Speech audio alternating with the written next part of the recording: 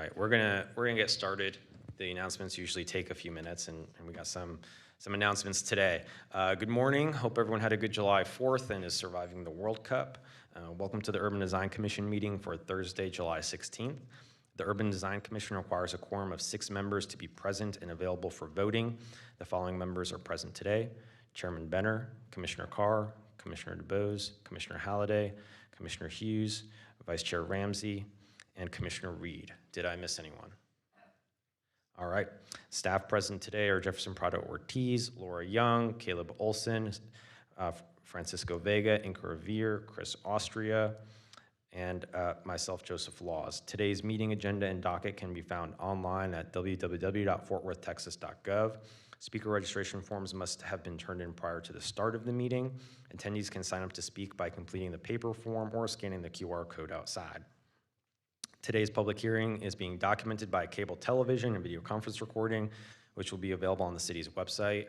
Not to diverge too much, but we are also live streaming right now too, so you really can't cuss now. To achieve a timely and orderly meeting, the UDC requests the following rules of procedure be respected. Number 1, each case will be called in the sequence listed on the agenda unless otherwise directed by the chair. Number 2, all ensuing dialogue shall be directed to the UDC only. Number 3, after staff presentation, the applicant and any other proponents will be given a total of 7 minutes to speak. Opposition may then speak for 7 minutes. Continuation beyond the speaker's allotted time will be subject to the chair's sole discretion and approval. Number 4, speakers may come to the podium to my left, the commission's right, to present. All other meeting procedures will adhere to the UDC adopted rules of procedure to the extent practicable. And number 6, following the official close of each case hearing, the UDC will remain in open session to discuss and vote upon the item in question. During this time, no further public testimony or commentary will be allowed unless directed by the chair. Number 7, a closed executive session may be held with respect to posted agenda items to enable the UDC to receive advice from legal staff. For additional information on any case on today's agenda, you may contact the Development Services Department by calling 817-392-8000. Thank you for your attention and welcome to the Fort Worth Urban Design Commission meeting for July 16th, 2026. Mr. Chair, will you please call this meeting to order? Good morning, everybody. We are called to order. Welcome to the July meeting of the UDC. Any announcements this morning? We do. We have a bunch of announcements. Our ambassadors, our interns are not here. They're running a bit late this morning, but our 2 interns, Jonathan and Diego, this is their last one. That you may see them coming partway through this hearing. The city's ambassador or internship program is only 2 months, so they show up one meeting and then they're gone the next. They grow up very fast. We have some staff announcements as well. We want to welcome Nathan Bevel. He's back here in the blue. He's our new senior planner for historic preservation. Mostly focusing on historic preservation, but given the overlap with the urban design districts and form-based codes, you guys may see him present to you in the future. Also, we want to welcome or re-welcome Francisco Vega, who's our new interim planning manager over here. Welcome. I believe Francisco has presented to the UDC before related to Panther Island, form-based code, and some signage things. He's still doing his other full-time job of being the senior planner for downtown, doing what I do for the Downtown Review Board. He's still doing that in addition to the interim planning manager role. A couple of other announcements. I believe the commission, you all should have received an email about this. APA Texas is doing a commissioner training in August over at North Richland Hills. It's a good opportunity. Did you guys receive the email? Okay, cool. Wasn't getting many visual cues there. So it's a good opportunity to hear from APA Texas about the role of commissioners in the development process. And additionally, kind of speaking to APA Texas, they have their annual conference October 14 through 16 in Irving. The call for proposals for that was pushed back to later this month. So if anyone wants to present at that, we certainly encourage that. And lastly, Community Design Fort Worth, a local nonprofit, is continuing their Transit Academy. It shifts between the 2nd and 3rd Wednesday every month. You can go to Community Design Fort Worth to find out more about that, but it's a good opportunity to learn about the region's local transit systems, the different programs, policies, and priorities that the community is taking to promote public transit. That's all the announcements we have. All right, thank you. Minutes from last month, we have a motion to approve those.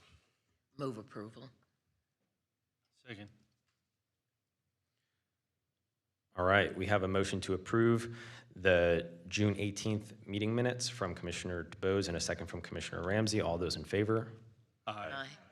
Any opposed? All right, motion passes 7-0.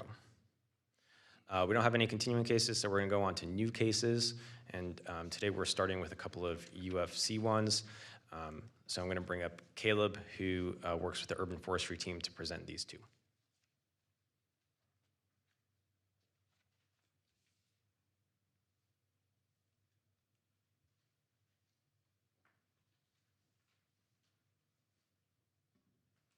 Good morning. My name is Caleb Olson. I'm the Senior Plans Examiner on the Urban Forestry team.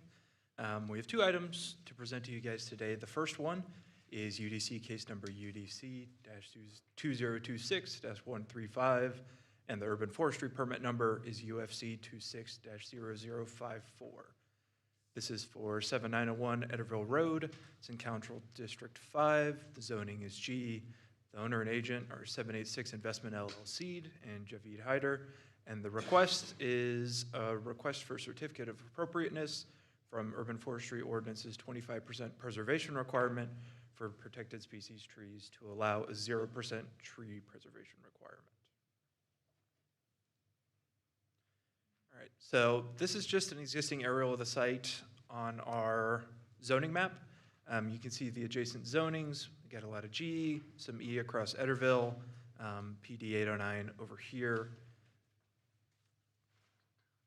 The property, it's 1.34 acres, and it's currently undeveloped with this existing drive that connects Etterville to this operating gas station here. This is the existing canopy. So there are 19 protected species trees on site. You can see here that the actual canopy area on site is about 10,700 square feet, but the majority of those trees are non-protected species. This is coming in under the current Urban Forestry Ordinance. So our ordinance takes into account species. So there's really only 19 trees on site. They are all post oak trees, but they're all between the 6 to 10 inch diameter and breast height, or DBH range. So not mature post oaks. And the total canopy area for just the protected species trees is a little over 1,400 square feet. I'll pull the numbers up at the end, but it's 1,408. Typically, they'd be required to preserve half of that area since all of the existing canopy is post oaks. Our current ordinance, post oaks and blackjack oaks, get treated a little special because those are trees that we can't actively replace. Effectively, all the post oaks we have in Fort Worth is all the post oaks we'll ever have in Fort Worth. So they get treated a little differently. The requirement would be 50% preservation. The main driving force behind the request, the location, most of the trees are located pretty centrally, but the main driving force is the grading that's going to be required. So it's a little difficult to make out, but from the northwest corner to the southeast corner, the grade goes from 566 feet to like 548. So there's the gradient over the site is basically 18 feet of grade change. This plan in particular, it's a little bit tough to make out again because of the size, but we have retaining walls here, retaining wall here. This whole thing around here is a retaining wall. So to develop the site, they're going to have significant grading challenges that they're going to have to face. And again, based on the location of the existing trees, there's really no existing trees that are good candidates for preservation.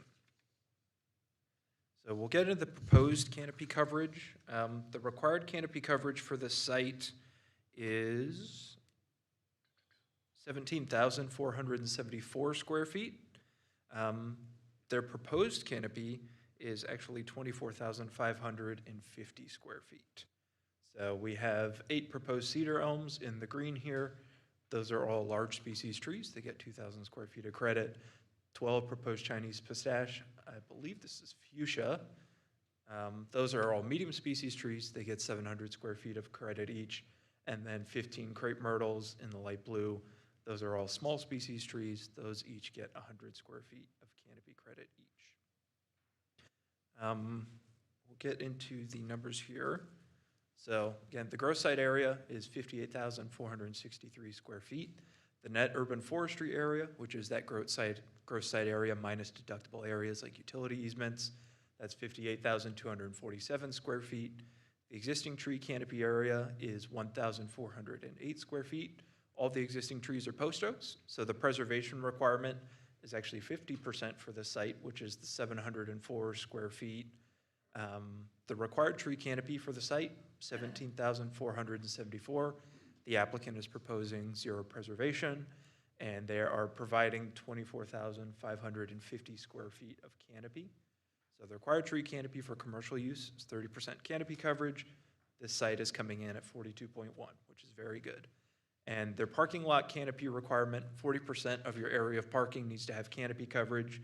They exceed that requirement by 3,280 square feet.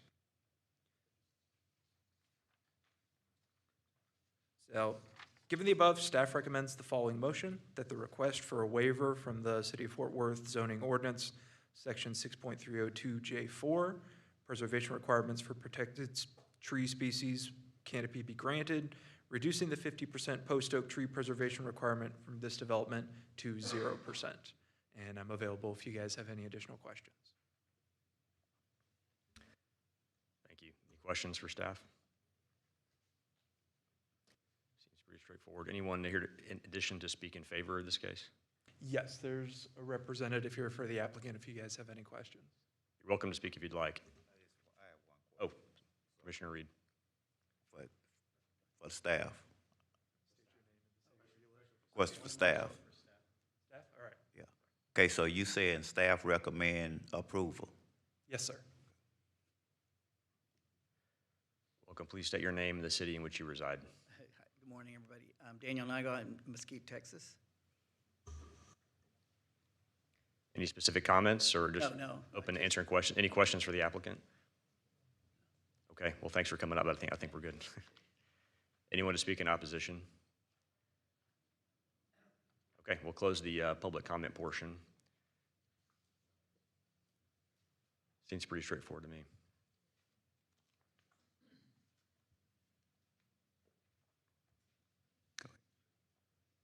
Seemed pretty straightforward to me, and I recommend approval of the request for the waiver from the CFW zoning ordinance section 6.30, preservation requirement for the protective tree specimen canopy granted, reducing the 50% post oak tree preservation requirement for this development plan to 0.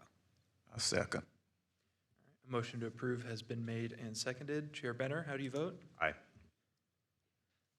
Vice Chair Ramsey, how do you vote? Aye. Commissioner Carr, how do you vote? Aye. Commissioner Reed, how do you vote? Aye. Commissioner DeBose, how do you vote? Aye. Commissioner Hughes, how do you vote? Aye. And Commissioner Halliday, how do you vote? Aye. All right, motion passes 7-0.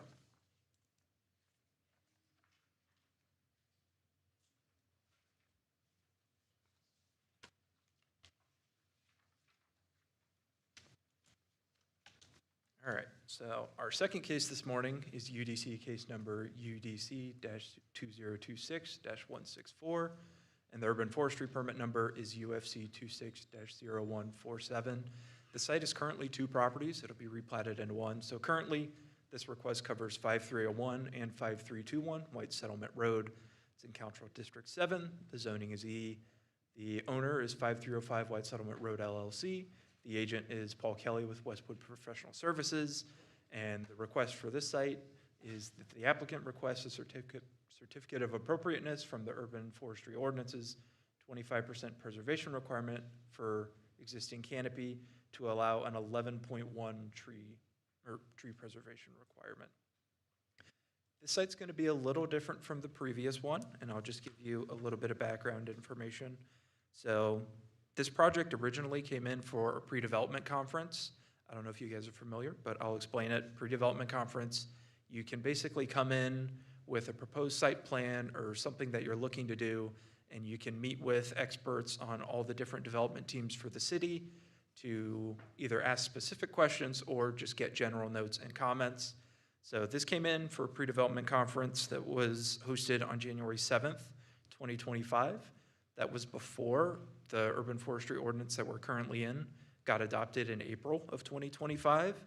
So when applications for urban forestry come in where they have something like a pre-development conference from the previous ordinance, they can opt between which version of the urban forestry ordinance they'd like to utilize for their project.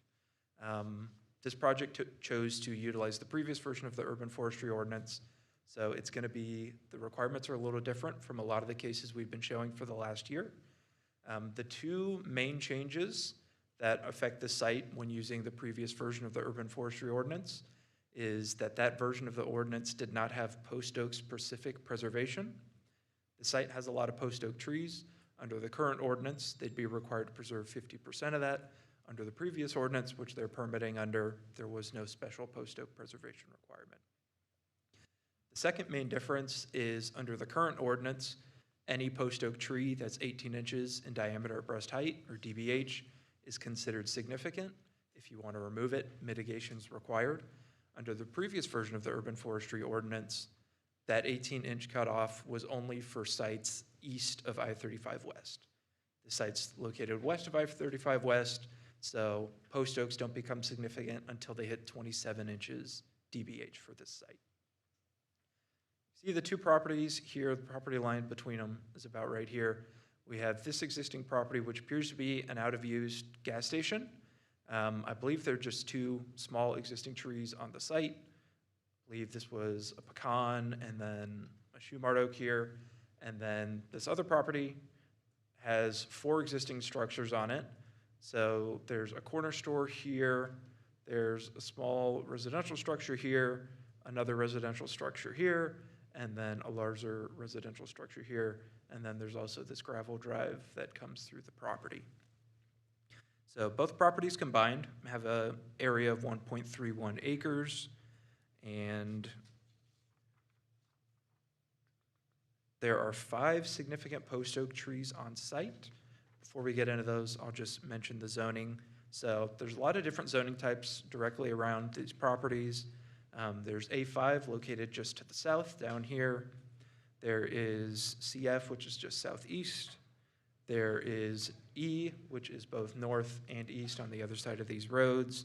There's FR, which is west, and then MU1, which is southwest, and then there's also a PD nearby, PD 724.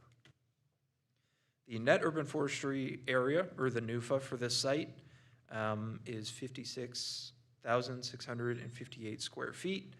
The existing tree canopy area is 25,806 square feet. As you can see, almost all of the existing canopies on this property. Again, there are 5 significant post oak trees on site. This is the urban forestry phase 1 plan that they provided. Another difference between the previous ordinance and this one, under the current ordinance, they did conduct a full tree survey. Under the current ordinance, that full tree survey would have been provided in the urban forestry plans. Under the previous ordinance, they just need to show all the existing canopy, which they've done correctly, identify all of their significant trees, which they've done correctly, show the locations, and provide species, DBH, canopy area. So we have that. We have these 5 significant trees. We have tree 4171. We have some more pictures of that one later that'll be shown in the presentation. That is a 30-inch post oak tree. Tree 4169, that's a 27-inch post oak tree.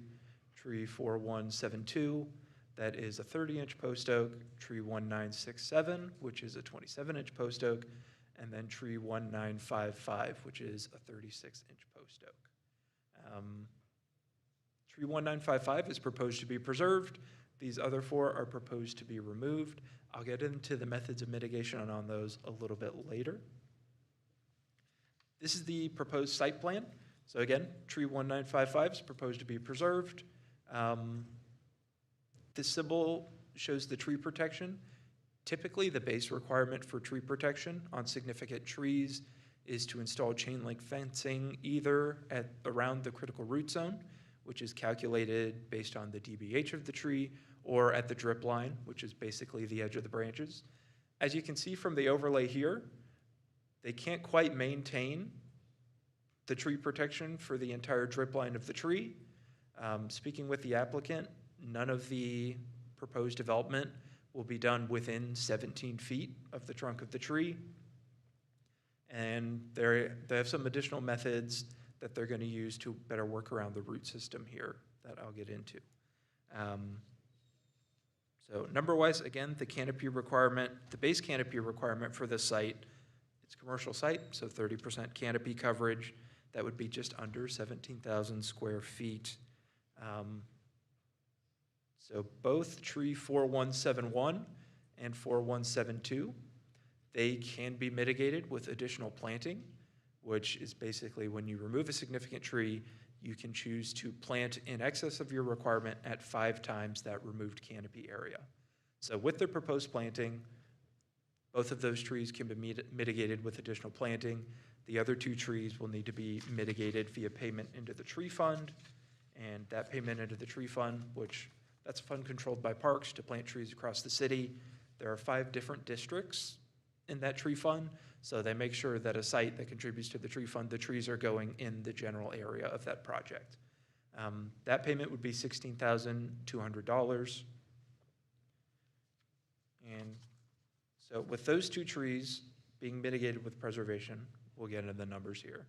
So the gross site area for both properties, 57,111 square feet.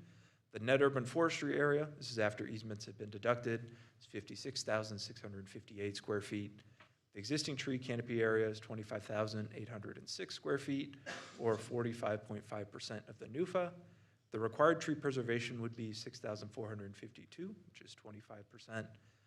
Their required tree canopy is 33,092 square feet.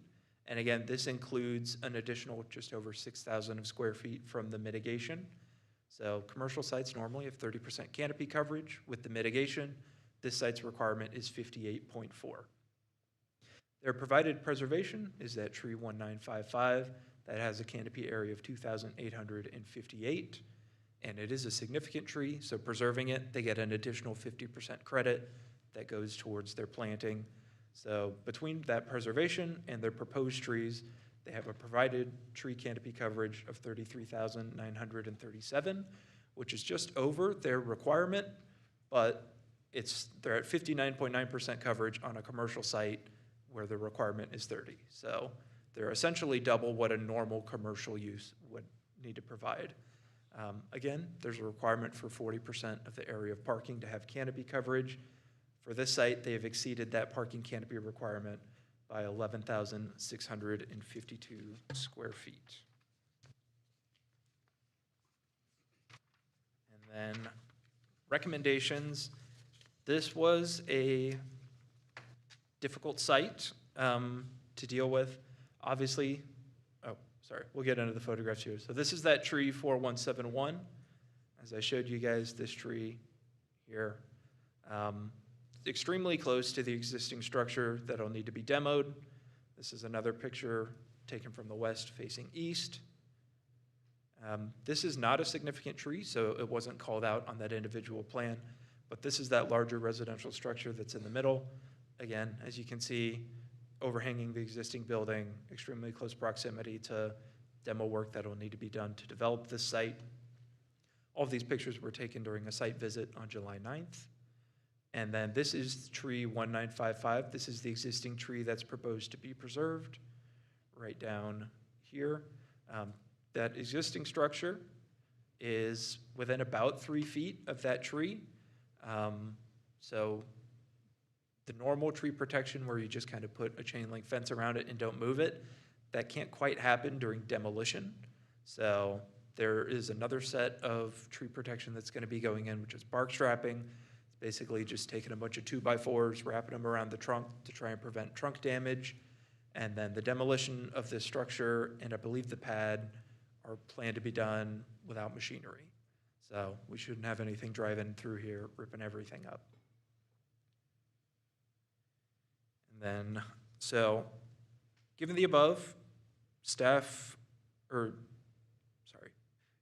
staff recommends the following, that the request for a waiver from the City of Fort Worth zoning ordinance, section 6.302 G4, general provision methods of tree canopy be granted, reducing the 25% tree preservation requirement for this development plan to 11.1. We are requesting conditional approval.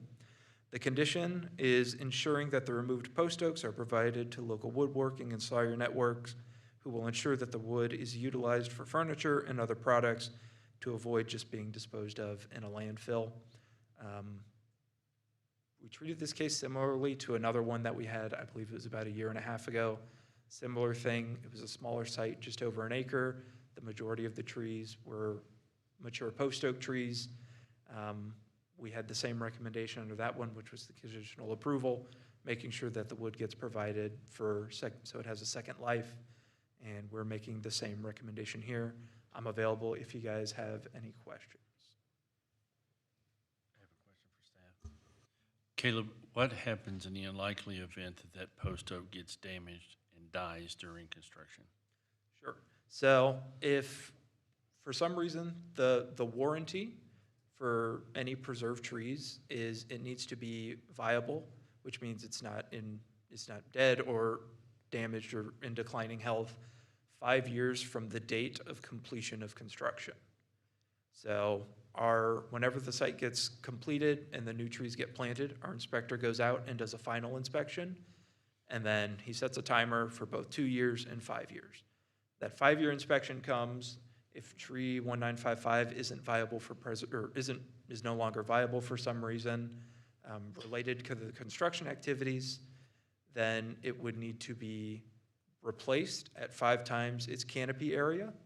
So that's going to be just under 15,000 square feet of canopy. And because it's also a significant tree, it would need to have its normal mitigation. So the site is fully planted with their proposed plan. So what we would likely have to do in that case is we would have to switch the methods of mitigation. All 5 significant trees, we need to switch all of those to mitigation via payment into the tree fund.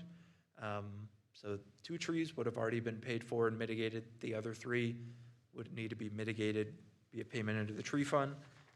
I have that number written down somewhere. So that would be an additional $28,800 that would get paid into the Parks Tree Fund. And then by switching the methods of mitigation on 4171 and 4172, that would allow the 5 times canopy requirement to replace this if it doesn't survive, to be covered by this existing plan, assuming another large species tree gets planted here. So if for some reason this tree doesn't make it 5 years from the end of construction, then there's a path to get plans that are approvable and meet requirements, and the trade-off would be additional payments into the Parks Tree Fund. Thank you. What happens if the current owner no longer owns the property? Urban forestry plans and permits run with the land, so if this motion passes today and the urban forestry phase 1 plan gets approved, the new owner needs to maintain that plan. So the preservation shown in that plan would need to be maintained, or if the site plan changes or they can't meet that preservation, if they're not hitting 25%, we're coming right back to UDZ.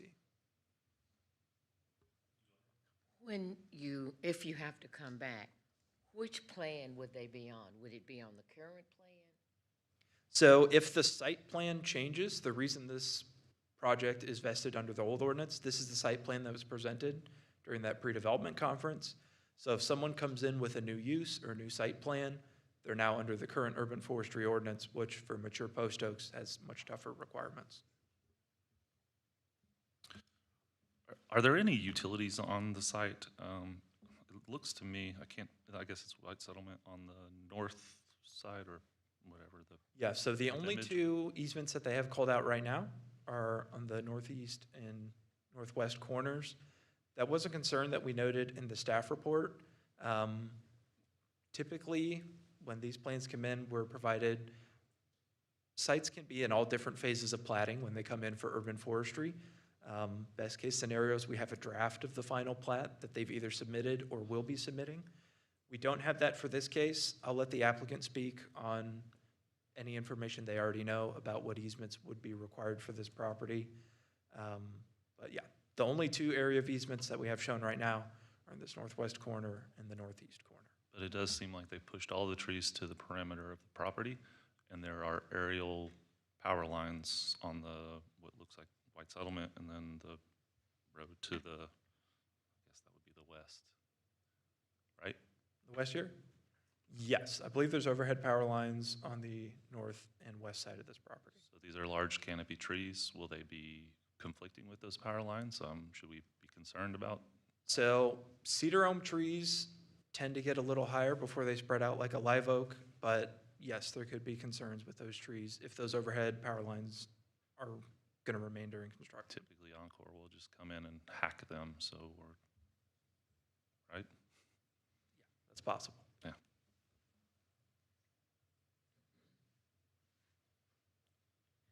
I mean, this is an ideal planting scenario, I guess that's the question. Planting locations, again, the site is basically as planted as you can get. We even have some trees here. These circles around the trees, they're 50-foot diameter circles. That's the 2,000 square feet of canopy we give them.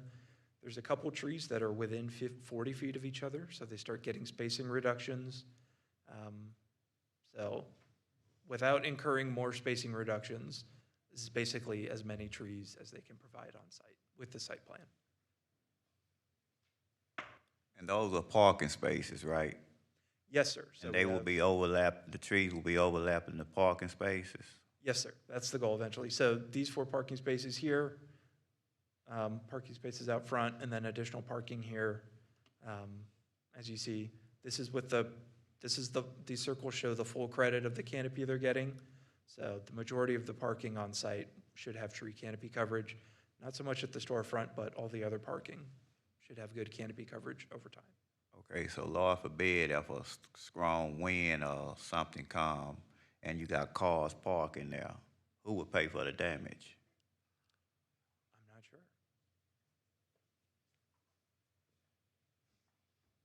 It's an insurance question.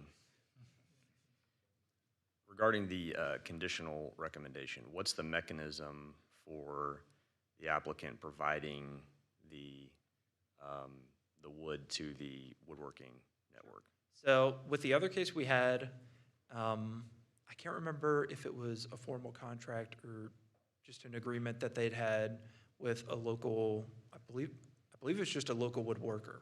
I don't think it was a woodworking company, where they basically just submitted their agreement that they're going to be removing these trees. I believe the people they were providing the wood to, because they were getting a lot of mature post oak woods, I believe they actually came out and did the removals for them as part of that agreement. We would be looking for something similar. In this case, we wouldn't approve, typically, after we go to the Urban Design Commission, if you guys vote to approve a motion, we can approve the Phase 1 plan that day. For this site, it's conditional approval on something that has not been submitted yet. So if the motion passes as recommended today, their urban forestry Phase 1 plan and these removals are not going to be approved yet. We're going to wait for them to submit that information. All right, any other questions for staff? Is there anyone here to speak in favor? Yes, Okay, there's the applicant. one person here to speak in favor.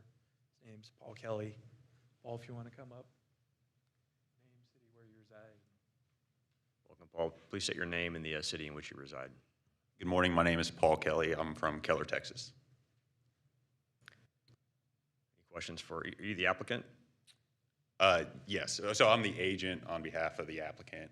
I'm a certified arborist with Westwood Professional Services. I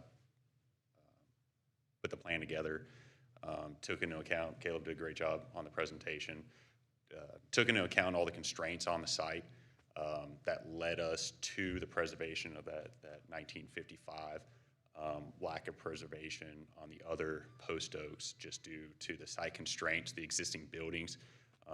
One thing I like to reiterate, so this is not a new development. This is not just natural land. This has already been developed. There's various structures, retail, commercial, residential that are on site.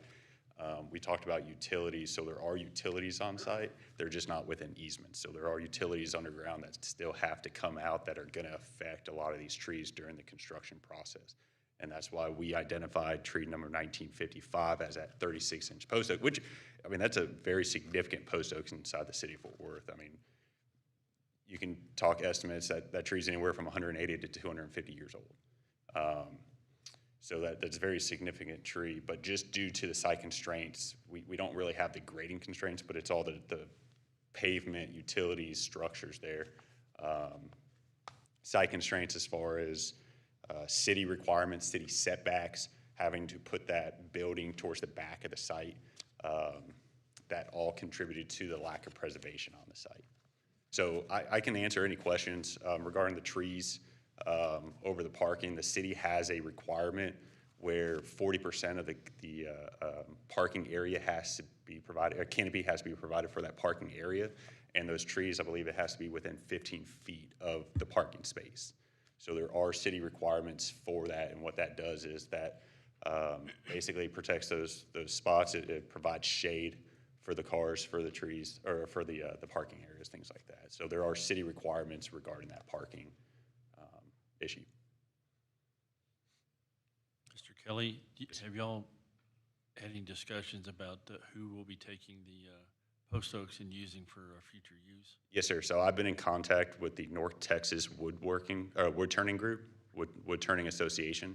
I've talked to the president, the vice president, and a couple other members who are interested in the wood. And so we're working with them right now to get them the wood so they could repurpose it, like Caleb was saying, into furniture, any other woodworking products.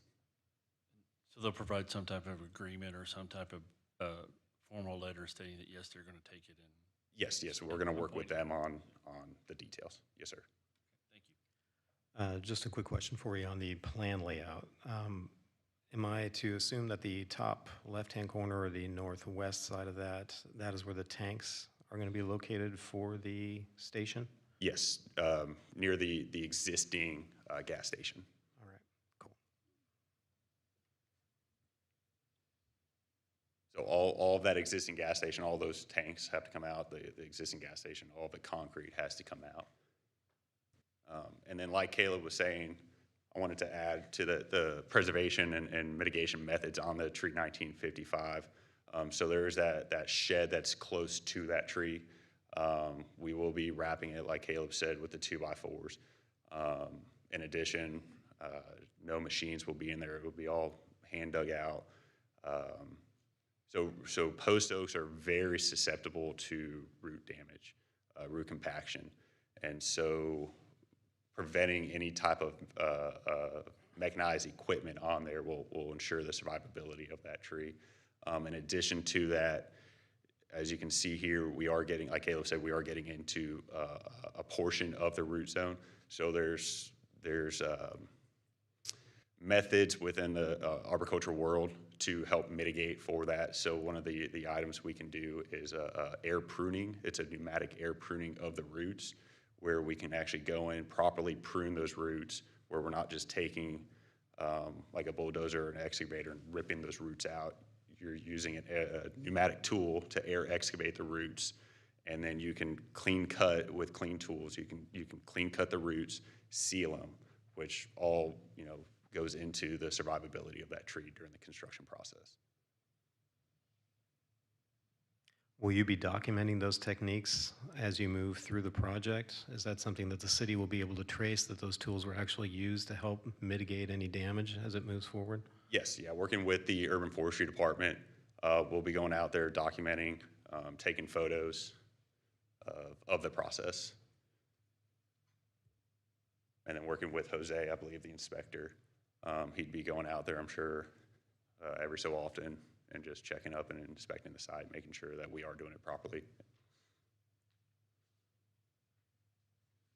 Are you concerned about the perimeter park plantings and conflicts with the power lines? Over on the west side, I understand the concern. So technically the easement is off-site off our property, but as those trees grow, like Caleb was saying, they'll spread out the canopy. There are pruning techniques that you can do to help train a tree, especially to stay out of power lines. If we need to shift them in the field, so these plans, we can shift those trees a little bit to stay out of any type of overhead power line as needed. We have more space there along that southwest corner if we need to move those trees around.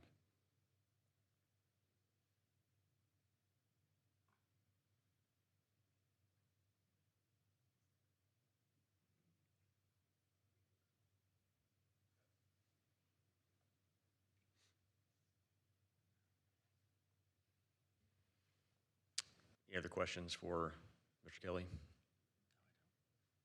Anyone else here to speak in favor? Thank you. Thank you. So we received 3 letters of opposition for this one. 2 letters specifically dealt with the existing post oaks and concerns both on the preservation methods for 191955 and just general concern over the removal of so many mature post oaks. I don't know if any of those people are here today and have registered to speak. All right, here's we have 1 that's here. Sorry? 4? Okay.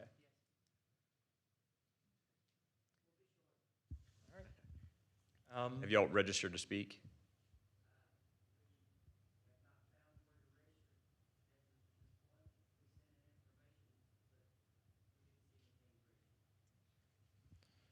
All right, we have some forms we can have you guys fill out.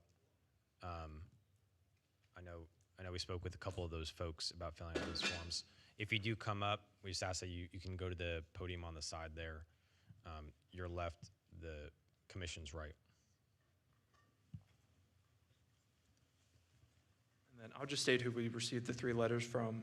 I'm expecting some of them might be here today. So we received 1 letter from Brandon Bledsoe. Again, he had concerns with the existing trees, their removal, and then he also noted concerns with the applicant being able to use the previous version of the urban forestry ordinance. Another one is Margaret Johnson. She's the president of the River District Neighborhood Alliance. She had a really large, well-written letter, similar concerns with the existing post oaks for this property and just generally across the area and across the city. And then we received another email from Melinda Tattlebaum with the River District Neighborhood Alliance. However, her concerns were mostly with land use and traffic, which is not something that's being considered today. And Caleb, while they fill out those forms, I believe those letters are on the tablets. So if you want to read them, you can. And like Caleb said, we're looking at the UFC waiver today. Staff's also, for those in opposition, willing to sit down with any of those and hear their concerns outside of this form. But today we are just looking at the trees. Caleb, whenever they calculate the overall canopy coverage, do they count the canopy coverage that's outside of the property, so within the right-of-way? You've shown these circles. Yeah, so with the urban forestry ordinance, it's all about the trunk. So as you can see, a lot of this canopy is basically covering off of the property, but the trunk's on their property. They need to maintain these trees, so they get full canopy credit, even though some of the canopy being provided is over the street. That canopy credit still counts towards their site. Similarly, if the neighbor had a really big tree right here that gave a whole bunch of canopy, they don't get any credit for that, not their trunk, not their credit.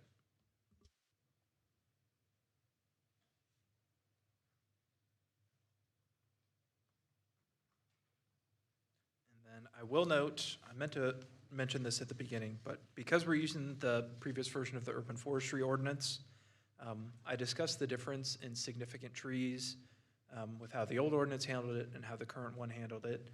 So I went out there with our inspector, Jose, as Paul mentioned, on July 9th, and we taped a bunch of trees, and we located 11 trees that fall in that range of 18 inches to 20, or to just under 27 inches.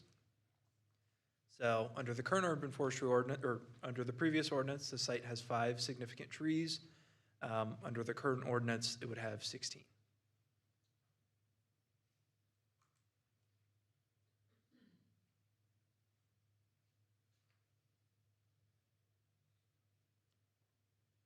We do have the speaker forms, so, Mr. Chairman, if you want to start calling those folks up, you can.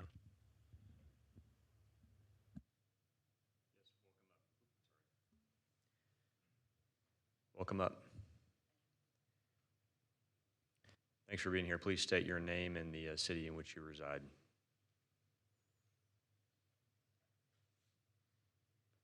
My name is Margaret Johnson. I live at 121 McGee Drive, Fort Worth, Texas.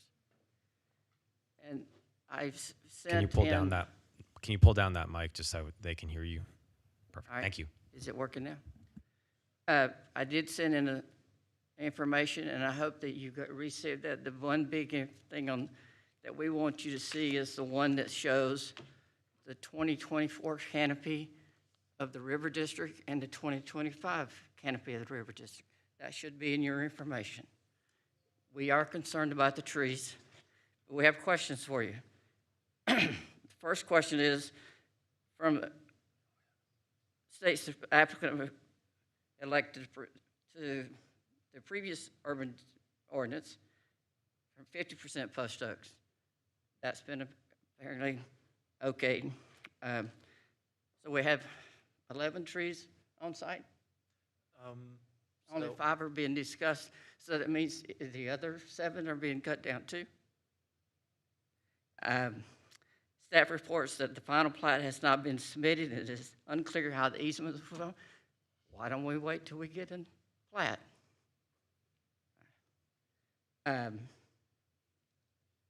Required canopy is 33,092 feet. Proposed is 33,937.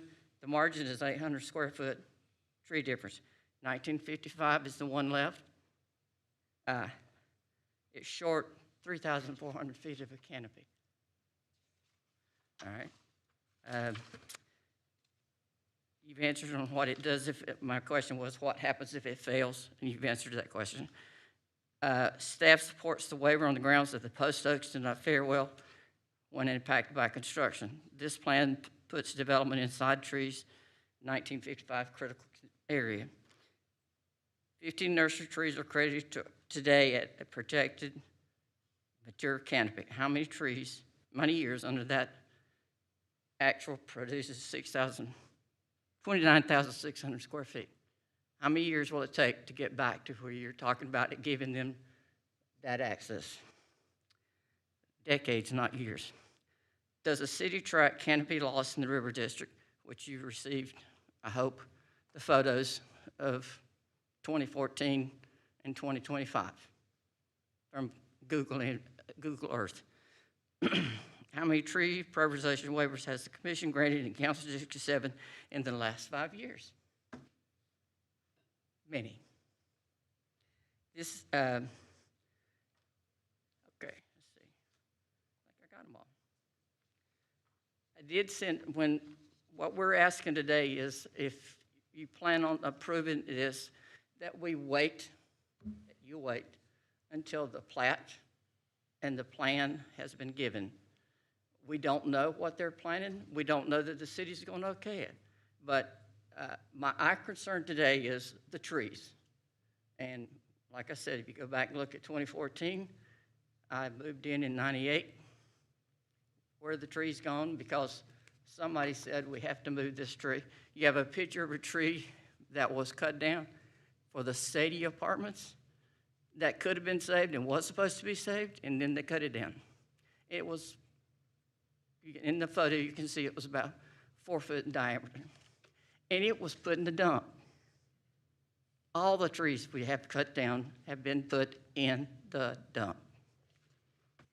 Thank you. You have any questions? Thank you. Thank you, Ms. Johnson. Anyone else here to speak in opposition?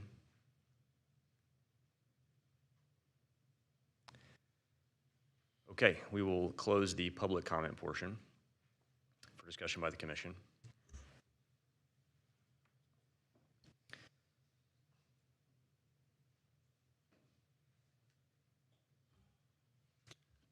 Caleb, the plan that we're seeing here is the final plan and cannot be deviated from. even with, the plat doesn't deal with trees, the plat just deals with property and utility easements and things like that, right? Correct. So there can be slight changes like the changing of proposed species. So if for some reason they wanted to do more live oaks and less cedar elms, that's something that we could do.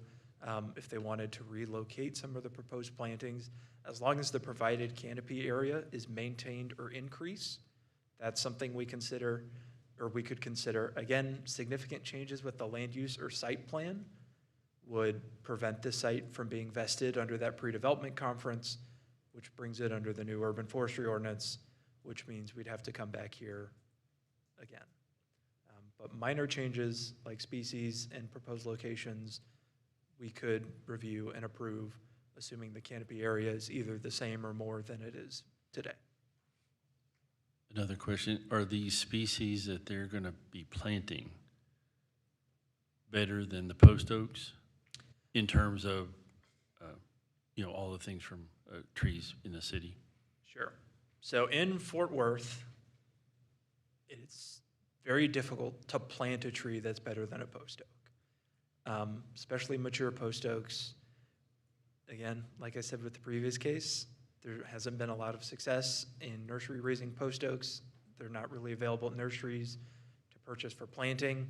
So the city of Fort Worth probably has as many post oaks as we will ever have. So sites that remove post oaks, those trees are essentially gone forever. It's unlikely to be replaced. So their planting plan is excellent, but they're removing a lot of mature post oak trees. Any site that is having to remove mature post oaks, it would be a difficult argument to say that the canopy is improving with the development. Even though they're planting so well, it's just you have a lot of mature post oaks.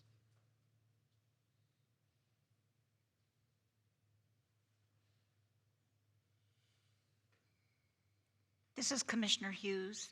How common is it to approve a tree preservation or removal and then preservation without knowing what the site plan will be projected to be?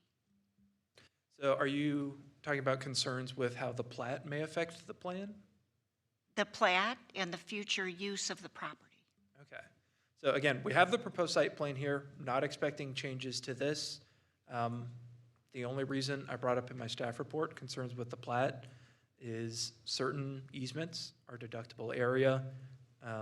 So, say if, as they're going through the platting process, they call out that there needs to be a 10-foot utility easement here. Well, now that tree can't get canopy credit. That impacts their whole plan. It's likely a revised plan that comes in wouldn't be able to meet. We might have to go back to UDC. That's my main concern with the stage of platting right now, is how it may impact their proposed tree locations, not so much the actual site plan itself. Again, any impacts that the plat could have, the reverse could also be true. Maybe the plat comes through with an easement and some of these existing trees are now in a proposed exempt area. It's unlikely based on their locations, but it certainly happens with other projects, especially like new neighborhoods where they'll have a bunch of right-of-ways cutting through existing canopy.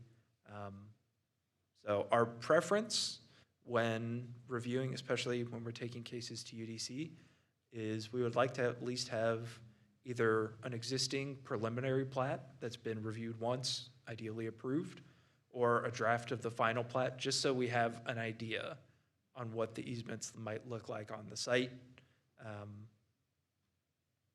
We don't have that in this case, which opens the applicant up to a little bit of risk. If easements impact the tree planting, we got to come back to UDC again.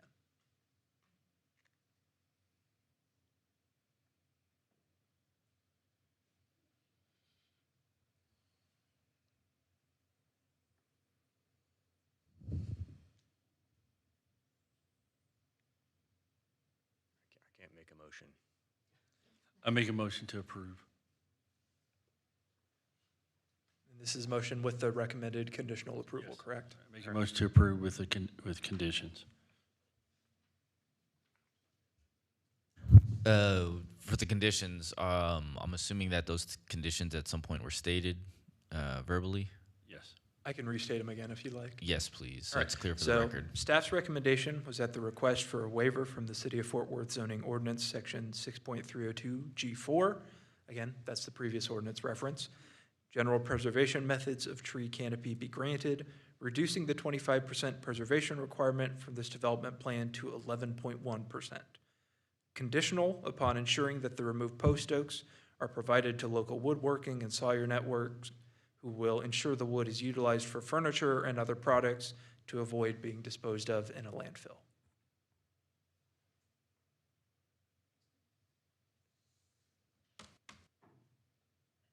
Can I ask a question now? How does But, the plat, before we, there is a motion on the floor. It needs a second for discussion purposes. So without a second, it automatically will fail. So I just wanted to make sure before discussion begins that to even entertain a question from the commissioner, it needs a second. So This is Commissioner Carr, second. okay, my question was, you mentioned the plaque, that they had to complete the plaque. How, will something start before you get that, or is it, because that's not a part of the condition, I hear. Correct. I'm So, trying to figure out how that ties into being sure. You said something about having the plaque, and that might change something. yeah, so Condition. we would, if the motion as requested is granted, we would only be able to approve these tree removals once they've provided the necessary documentation that the tree is going to be provided for second use. However, before we could approve what we call their urban forestry phase 2 or their UFP2 plan, which is their site plan and proposed plantings, we cannot approve UFP2s until the final plat has been approved or recorded. So this plan, as you're seeing it, will not get approved. They will not receive building permits until that final plat has been submitted and approved.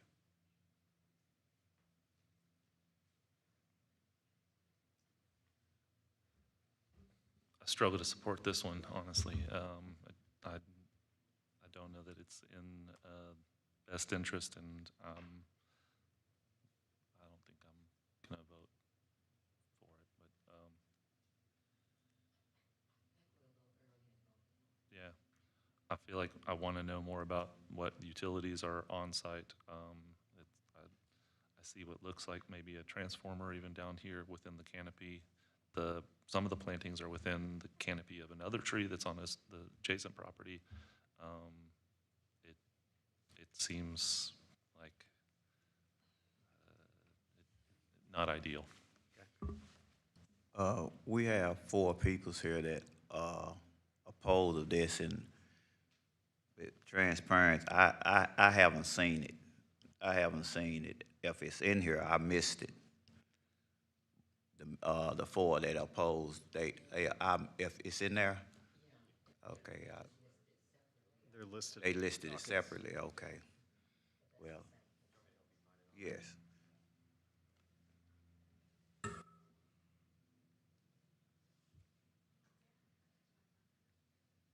Did it come out today or before? I believe they have to be submitted by 5 p.m. the day before. Yeah. You can see there, letter here. Each file, each letter is listed as a separate file on here. So, and some of them are listed twice because some of them have pictures without, but it's pretty much these in this area. This is Commissioner Hughes. Commissioner Ramsey made a motion, but are we going to vote on that motion, or where are we at? Yeah. there was a motion and there's a second, second. and then there was discussion. So if the chair believes that there's no further discussion, then there's a call to the vote. So if there's no further discussion, then we're gonna vote. Seems like there may be some additional questions. Not. All right, we'll call for a vote then. All right, So a motion to approve a certificate of appropriateness to reduce the preservation requirement from 25% to 11.1%, conditional upon ensuring that the removed post oaks are provided to local woodworking and sawyer networks, who will ensure that the wood is utilized for furniture and other products to avoid being disposed of in a landfill, has been made and seconded. Chairman Benner, how do you vote? Nay. Vice Chair Ramsey, how do you vote? Yay. Commissioner Carr, how do you vote? Yay. Commissioner Reed, how do you vote? No. Commissioner DeBose, how do you vote? No. And Commissioner Hughes, how do you vote? No. Commissioner Halliday, how do you vote? No. Motion fails 5-2.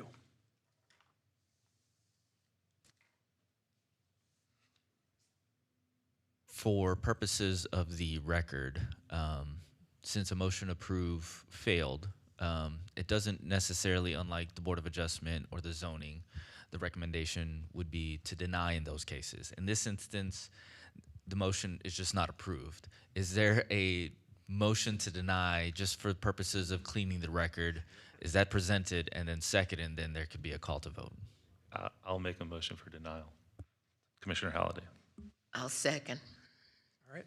A motion to deny has been made and seconded. Chair Benner, how do you vote? Aye. Vice Chair Ramsey? Nay. Commissioner Carr? Nay. Commissioner Reed? Aye. Commissioner DeBose?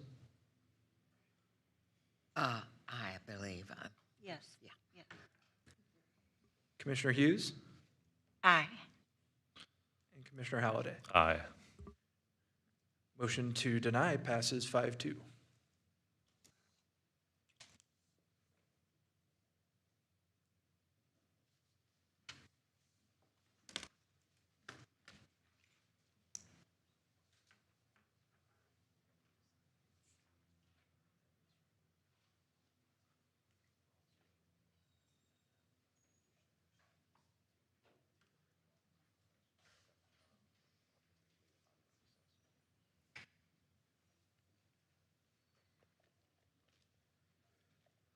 All right, one thing we forgot to do at the outset, we did have one case that was posted on the agenda, kind of towards the tail end. It was the last listed case.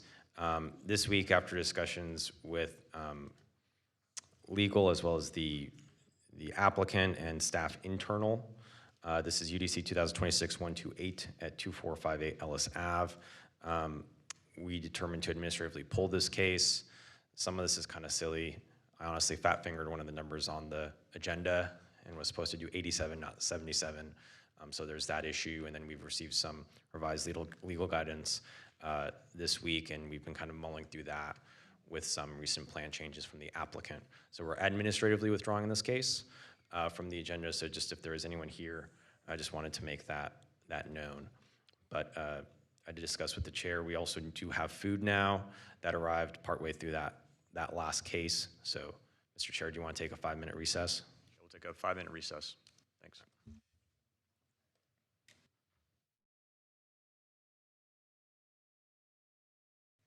All right, we have commissioners present. We'll call the meeting back to order and move on to case number 3 for today. Hi, good morning. I'm Inka Revere. I'm the Senior Plan Examiner for Preservation and Design. I am presenting 2 cases today. The first case is UDC 2026144 for Camp Bowie Boulevard, Council District number 3. The zoning is Camp Bowie, but it's originally, Urban Village North. The applicant requests a certificate of appropriateness for attached signage in the Camp Bowie Boulevard District with a waiver from the attached sign standards, table 9.1, to allow 4 attached signs where only 1 attached sign is permitted per tenant facade along a street frontage. So this was the aerial map of the location, both the zoning map and the aerial image. These are the existing site photos for the location. I do not know if they have a CO for 3rd, 5th Bank, but it is occupied. These are the other 2 signs. There are 2 signs facing Camp Bowie Boulevard, and there is 1 sign facing Hilldale Drive, and then a sign that does not face the right-of-way. It faces the rear of the property, and there's residential properties behind it. These are the proposed signs. These are the two signs that will face Camp Bowie Boulevard. This is a sign that will face Hilldale Drive, and the additional sign that will face the rear properties. This is the view from my site visit for the rear elevation. One is from the pedestrian access on Hilldale Drive, or road, excuse me, and the other one is from the vehicular view.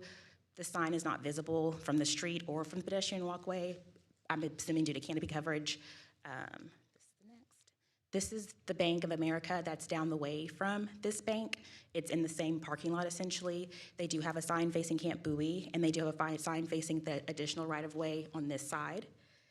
During my site visit, I noticed that there was no need for the second sign facing Camp Bowie Boulevard. They also have a monument sign that's proposed, but it's not in this case because it's allowed by right.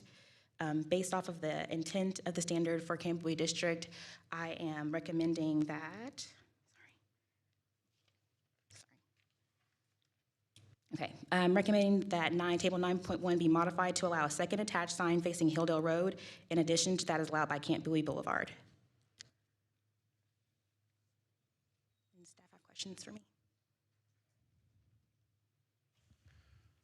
So You may go back. could,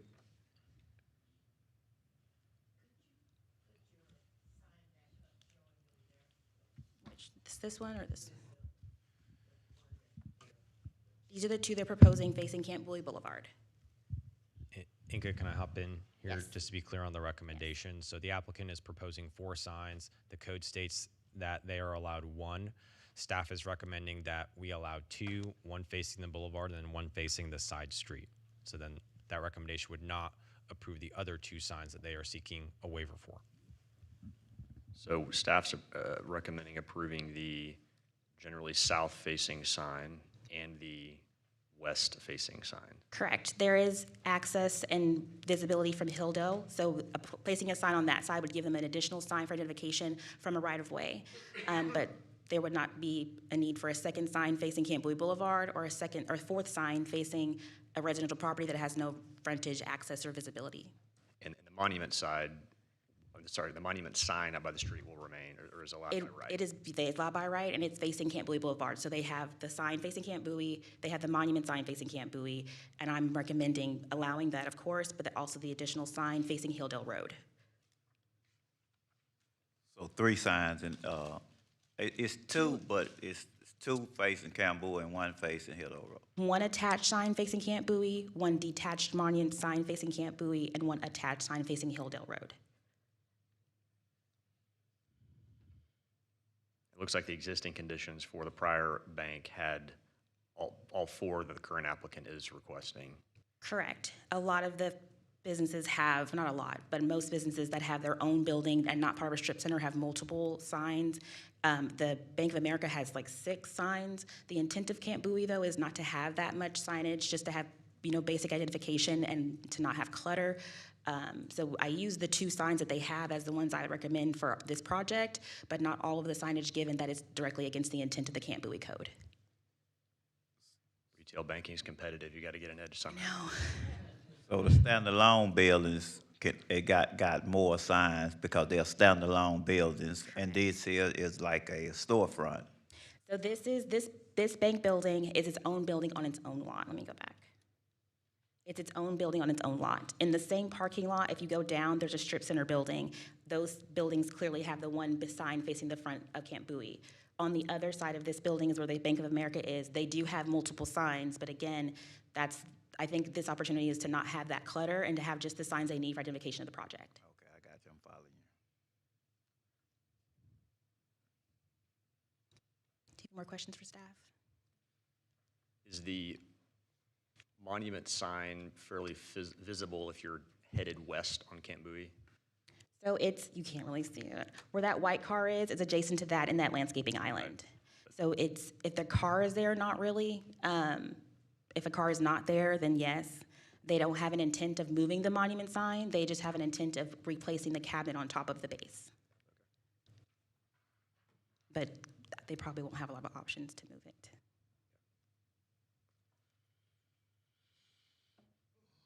Okay, any other questions for staff? Is the applicant here to speak? Yes. All right. Yes, ma'am. And they have these handouts. Yes, ma'am. Welcome. Please state your name and the city in which you reside. My name is Marie Byram. I'm the applicant. I live in Midlothian, and I'm representing Fifth Third Bank. And so if you'll look at, I had supplied some additional Google Map photos of,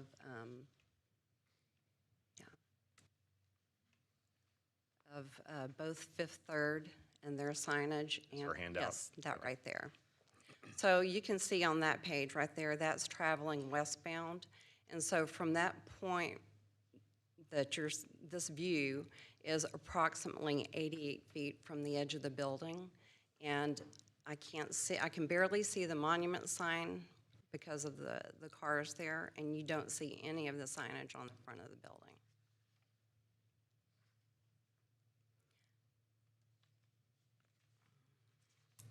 On page 2, I did an aerial view of the signage. I didn't include the one that was proposed at the back of the building because that's kind of a given. I could tell just doing a Google map that you can't see the sign even just driving up, so that's a given. So there on that tower feature in front of the building, you can see that the signs are marked in red, the proposed signage. And so there's a side elevation sign on the east elevation that staff has recommended to not approve, but I'm asking that it be approved because of the lack of visibility of any of the signage coming down westward on Camp Bowie. Then if you'll go to page 3, this is an aerial view of Bank of America and all of their signage. They actually have side elevations, both east and west have a sign on it. And there are 2 monument signs on the property that face Camp Bowie. And then if you turn to page 4 and 5, from east and westbound view on Camp Bowie. This is the intersection, I believe, at Ridgely and Camp Bowie, and you can see that there are 4 signs.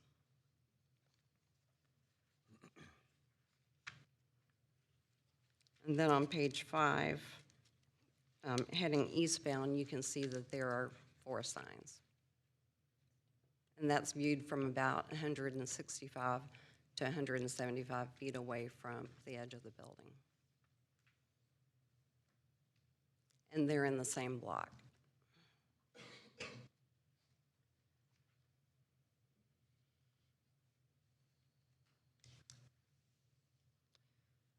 I will say on your first photo, the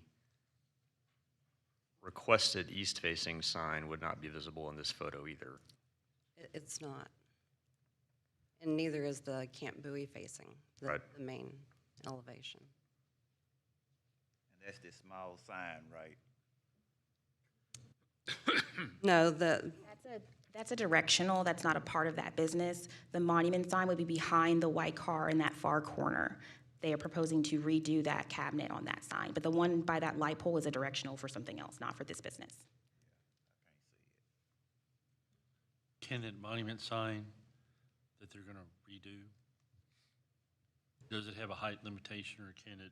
There are height limitations, yes. This one's not exceeding it.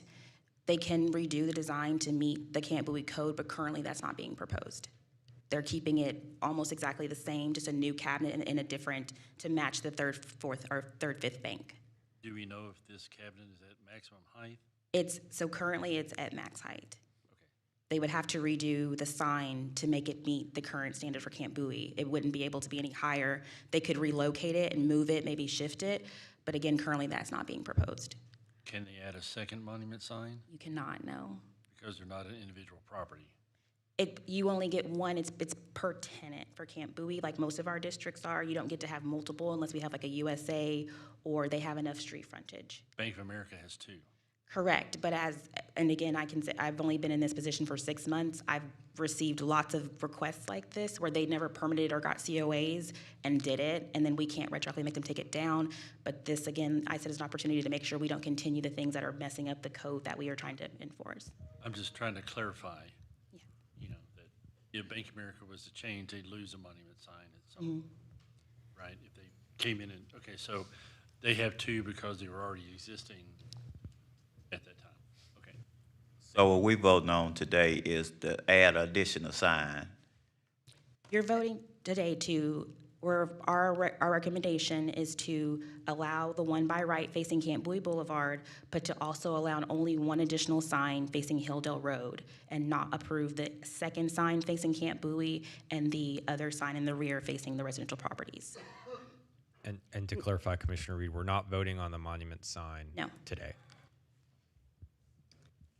And I'm not asking for the one on the back. I understand that. That makes sense. But it doesn't really make sense for me on, you know, the fact that they've got limited visibility.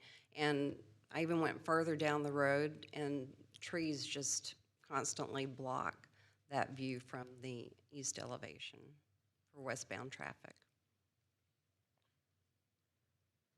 And unless there weren't, if there were no cars in the parking lot, you would see the monument sign.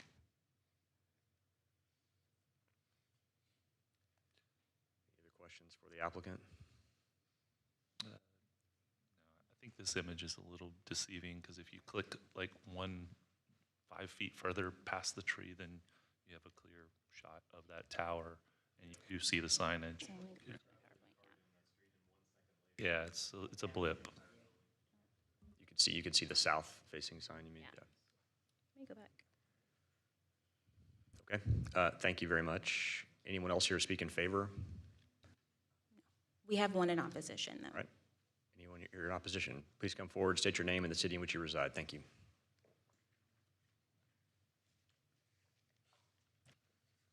Good morning. My name is Lydia Guajardo Rickard. I'm the Executive Director of Camp Bowie District, Inc., and I live in Fort Worth, Texas. Good morning to you commissioners. So this sign application is a unique one in that it's being compared to other properties that are legal nonconforming or grandfathered, however that wants to be termed. This does not fit the current intent of the code or the future intent of the code as well. And as we've talked about at other cases, we are in the kind of process of amending the code to make some exceptions and to be a little bit more generous on our signage. The future intent would allow for a second sign facing a side street should a side street present itself. In this case, it does. This is a single tenant building. I do think that some of the images that have been used and presented are very misleading in the fact that that tower is a defining architectural detail of the building and does have visibility as you move east and west on the boulevard. As a person who drives the boulevard probably 10 times a day, I'm very familiar with our existing signage. Yes, Bank of America is oversigned, and so are the other 30-something banks on the boulevard. So our banking industry is alive and well on Camp Bowie.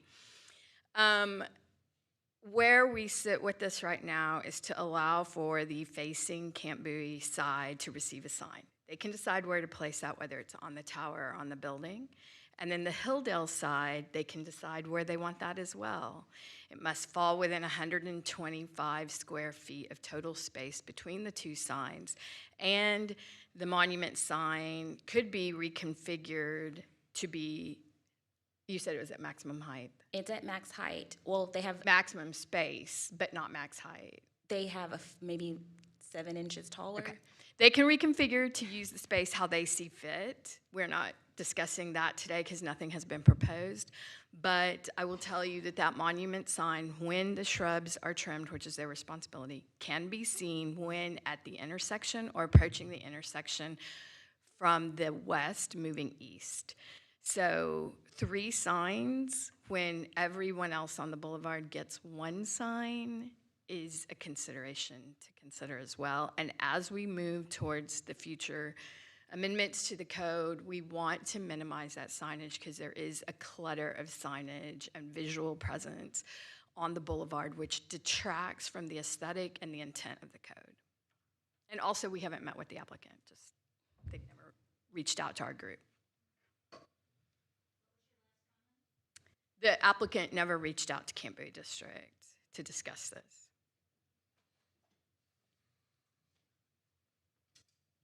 Thank you. Anyone else here to speak in opposition? All right, we'll close the public comment portion for our discussion. I think staff's recommendation is a good compromise. I agree. I'll second.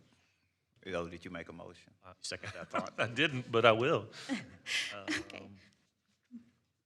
Okay. How you stated it. Motion made to be approved and seconded. Yeah. Okay. Well, we haven't made a But motion. modified to allow a second attached sign facing Hilldale Road in addition to that allowed by right facing Camp Bowie Boulevard. Correct. I'll second. All right, so motion be approved has been made and seconded. No, don't say that again.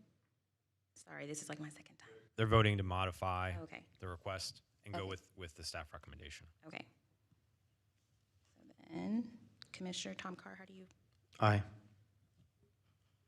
John Reed, Commissioner, sorry. Aye. Commissioner DeBose? Aye. Chair Brenner? Aye.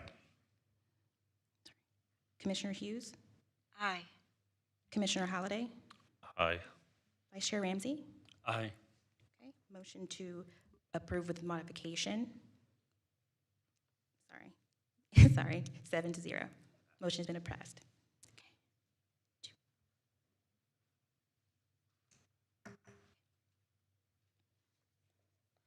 This is the fourth case today for UDC 2026134, 600 West Magnolia Avenue. Council District 9, zoning is near south. The owner is Danscape Inc., and the agent today is Gary Johnson, Sign Guys. Applicant requests a certificate of appropriateness for a wall sign in the near south side form-based code district with a waiver from the window sign standards. That's not right, actually. It's a waiver from the sign standards 5F103 to install the sign on the side of a building elevation for a ground floor business that does not contain a public entrance. So this is the aerial zoning map of the location and the aerial image. I do want to note that this is one large lot. I thought it was pieces at point, so there's two buildings currently on the lot, and the smaller one at the edge facing West Magnolia is the business we're looking at.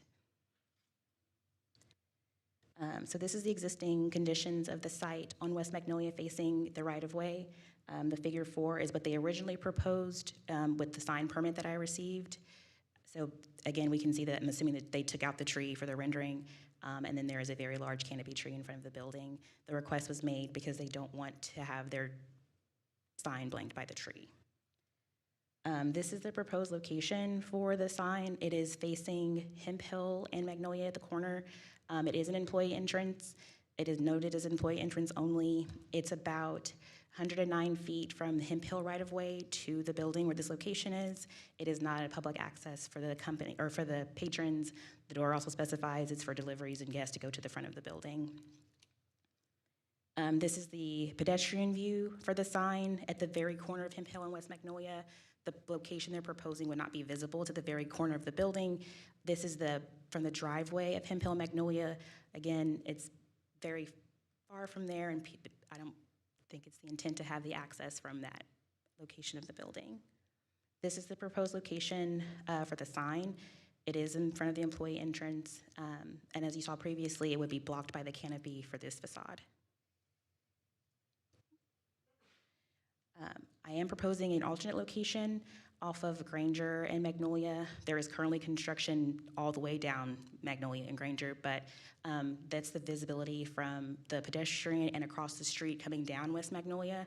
So if they did want to have a side sign that did not have a public entrance, I am recommending this location. And then for the intent is to have the sign to emphasize the public interest for wayfinding, and having the sign adjacent to Hemp Hill and Magnolia is against the intent of the standard for the location of the wall sign, and would it possibly also confuse patrons to enter a door that they actually cannot access. So So the request for certificate of appropriateness for wall sign and the form-based code district to install a wall sign on the side elevation that does not contain a public entrance for ground floor business be denied, or that the request for certificate of appropriateness for a wall sign in near Southside form-based code district include a waiver from the sign standards to install a wall sign on a side building elevation that does not contain a public entrance for ground floor businesses be approved, subject to the condition that the sign be relocated to Granger Street facade. They're only requesting one sign. They're only requesting one sign, yes. There are 2 sign permits, but one is going to be withdrawn.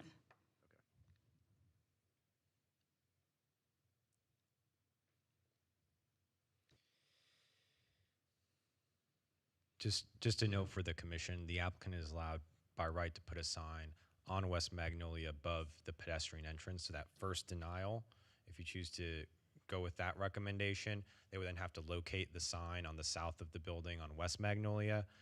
Conversely, if you went with the second recommendation, then they would be allowed to put it on Granger Street on the east side of the building. And the construction on the east is the UT Southwestern Oncology Center building. So we wanted to present both of those options to the commission. So they're only allowed one sign, either on Magnolia or if they want to? Or any public entrance. So if they had another entrance, they could have had a sign there as well, yes. Okay. Yeah. So every public entrance, potentially they could have a sign at. So you would have to meet sign location, and allowable area, but yes, sir.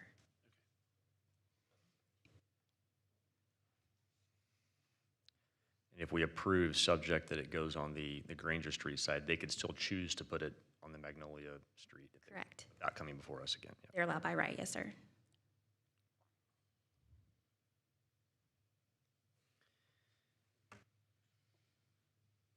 Okay. Any other questions for staff? No. Is the applicant here to speak? Yes, sir. Mr. Johnson is here. Yeah, welcome up.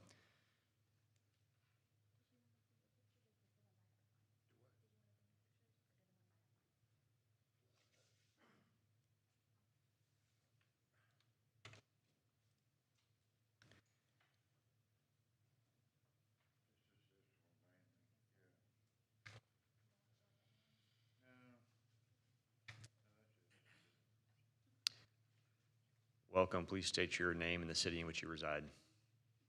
Good morning, everyone. Basically what it is when I started this project back in February, there were no trees on Magnolia.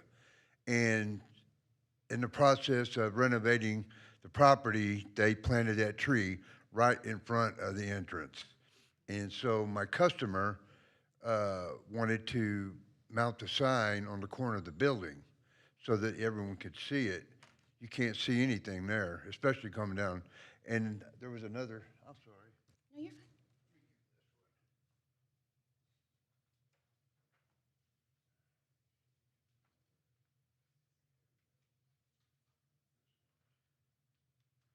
Sir, just for the record, could you state your name? Oh, I'm sorry, Gary Johns.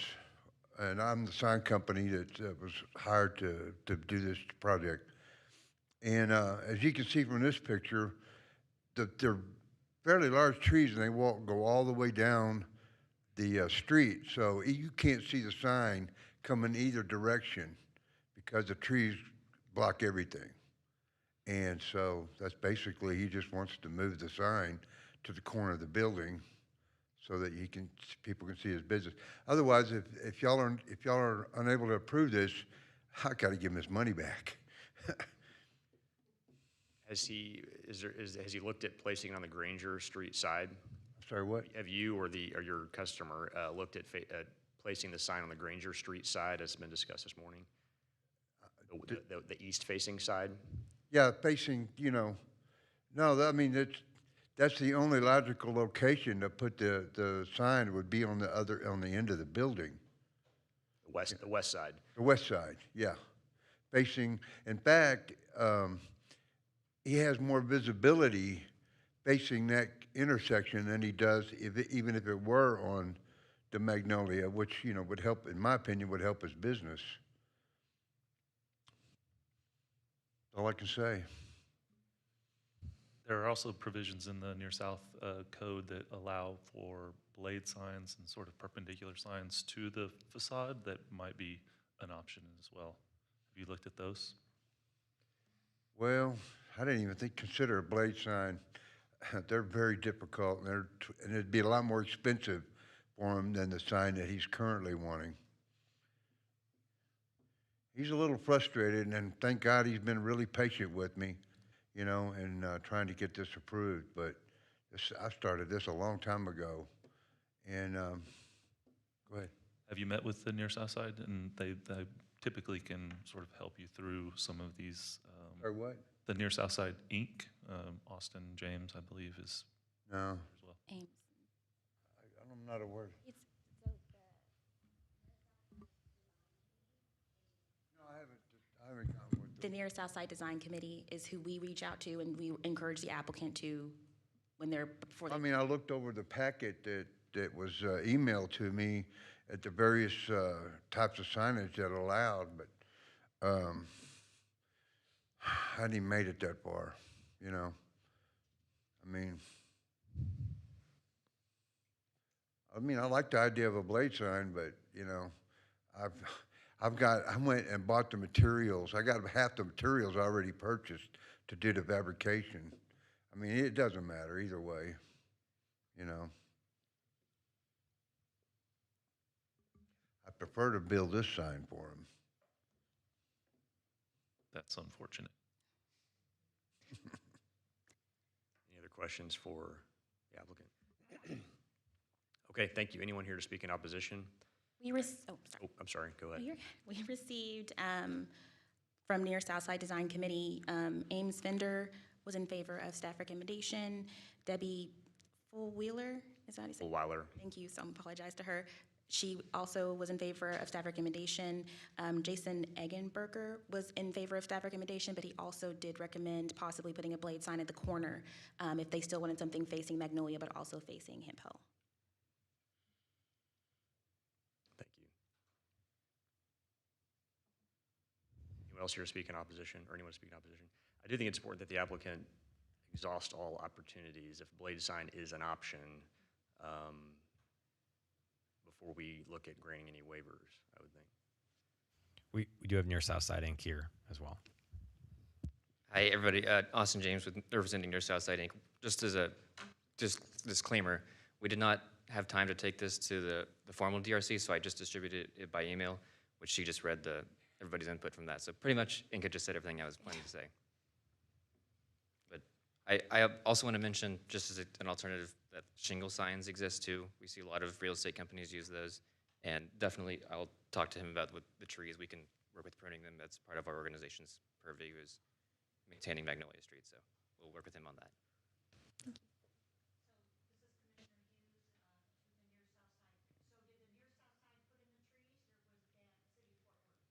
you. It was not me. I thought that they had been there for a while. I wasn't aware of that one having been removed and replaced at any point. But They were put in per a building permit for the remodel and done to the building for the new tenant. The building had been unoccupied for 3 years. When they got their permits for remodeling and change of use, the trees were put in, part of the requirement.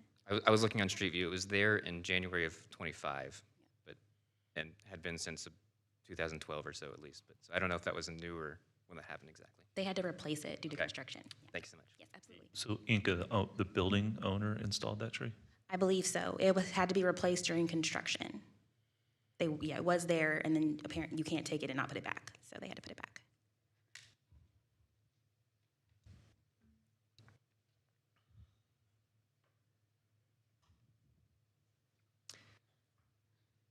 This is a question for legal. What are, if we deny it, they cannot come back with the same request, is that correct? So technically, I mean, the rules would allow it. Unlike zoning commission and the board of adjustment, there's denial with prejudice. Doesn't have the same effect on the UDC. So I mean, technically, they could just get denied and then resubmit it. It would not be wise for them to do that because they just got a denial. So it would not make any sense. So if you just deny with prejudice, denial with prejudice probably sends a stronger message to the applicant saying, please don't bring this back. But a denial with prejudice, for purposes of UDC, theoretically they could come back and resubmit the same application. Just would not be wise for them. Yeah, please come up to the mic.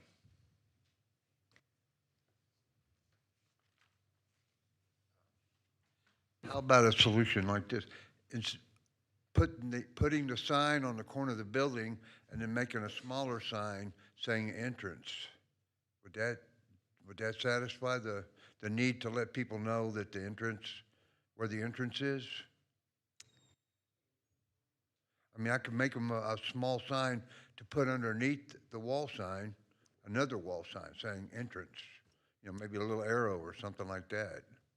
Off the top of my head, I don't know if that meets code. Functionally, I understand what you're asking. Well, I mean, the frontage is humongous, so, you know, it will fit within the codes as far as the frontage and the size. It's just maybe putting a small sign underneath it saying entrance, like maybe an arrow or something pointing to the entrance in case, you know, if there's an issue with the confusion, you know, about where the entrance is, because that's an employee entrance. So am I allowed to speak again? Okay. So the existing entrance for employees already specifies that the entrance for patrons and deliveries are to the front. They're already, yeah, so you could potentially put a sign there, but without a review, I wouldn't want to say yes to the committee. And then there is also already signage on the front of the building. It's not in this because they don't need a CO, well, they don't need a permit for it, but there are already signs on the front of the building in the glass that says on-demand realty on both sides. So the issue is not like wayfinding is going to be an issue. The issue is that it doesn't meet the intent, and the entrance is not for the public, it's for employees. So even if we specified they go to the front, which it already does, it still wouldn't meet the intent of the ordinance for the sign. Just an idea. Yeah, absolutely, appreciate it.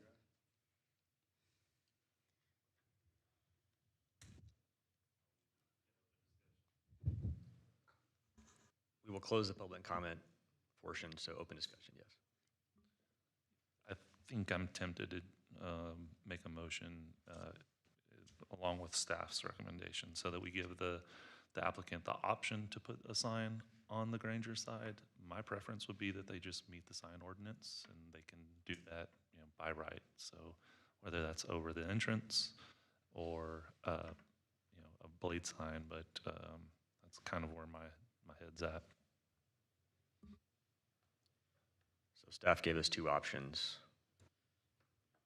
Yeah, staff gave us two options. We can either deny, which then makes them go back and redesign the sign, which would have to meet the signage ordinance. Near South, DRC made multiple recommendations to allow for the sign to be on Granger Street, which is a frontage, so it's not ideal. It's not a pedestrian entrance, but it's still visible from the right-of-way. So that's kind of what I'm thinking. I have a question or two. Yes, sir. Can they relocate that sign that's in front of the main entrance, the tree, left or right, to allow visibility, or? That is not that's a question for our officer, Mr. Laws. I think that's going to cause a lot of issues. That whole public realm on that block face is built out, so the tree spacing and the pedestrian light spacing is set, and it's been set for quite a while, so it'd be very impractical to do that and kind of throw off the spacing and the cadence of those things. And Austin already said he would help with the pruning and maintaining of the tree because that's near Southside's one of their, I think, responsibilities. I was just looking for another way. If you move the tree, you know, to the left or to the right, then it opens that up. I know there's a cadence, but right. You know, I don't know what that would cost, but that's just I'm looking for some other options that may help us comply with our ordinance, you know, and with that. So one thing to note is they do have the tree wells. It's not a parkway. So moving the tree, you then have to not just move the tree, but then redo the tree well around it. So it's significantly more expensive. I understand that, but if it's, you know, something important to get it over there, you know, that's just a cost of getting what you want. So that's it. Thanks. Thank you.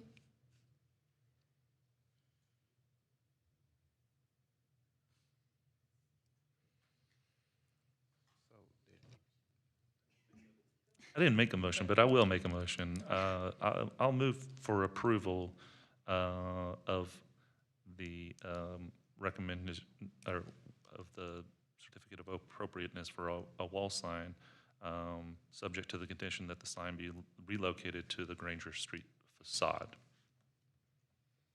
A second. Okay. Motion to approve for the recommendation has been approved, or has been made and seconded. Okay. Commissioner Carr? Aye. Commissioner Reed?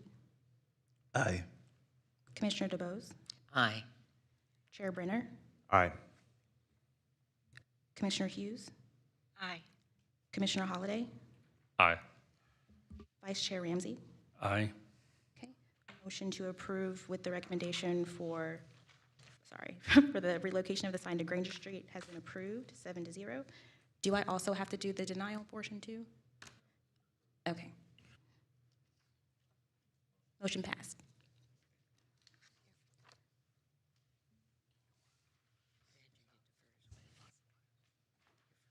All right, 2 more cases. And for all the architects, we finally get to discuss some architecture today, not just trees and signs. All right, so for UDC 2026-140, this is located at 2950 West Berry Street. This is BUIX zoning. Joe, I need to recuse myself from this one. Oh, okay. Just make sure that's on the record. Yep. So Chairman Benner is recusing himself, which means Vice Chair Ramsey is now the chair. Do we need to elect a vice chair for this case, or no? Okay. All right, UDC 2026-140. The applicant's requesting a certificate of appropriateness for a commercial building in the Barry University Form-Based Code District with the following waivers. There's 3 waivers for this one. Waiver from the requirement that occupiable space be enclosed to allow partially enclosed space without facade walls.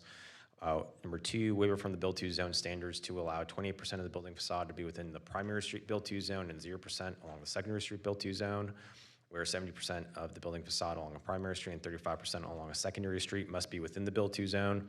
And number 3, waiver from the corner lot Build to Zone requirements to allow 0% of the building facade within the first 30 feet of the street extending from the block corner, where a building facade must be placed within the Build to Zone for the first 30 feet of the street along the block corner.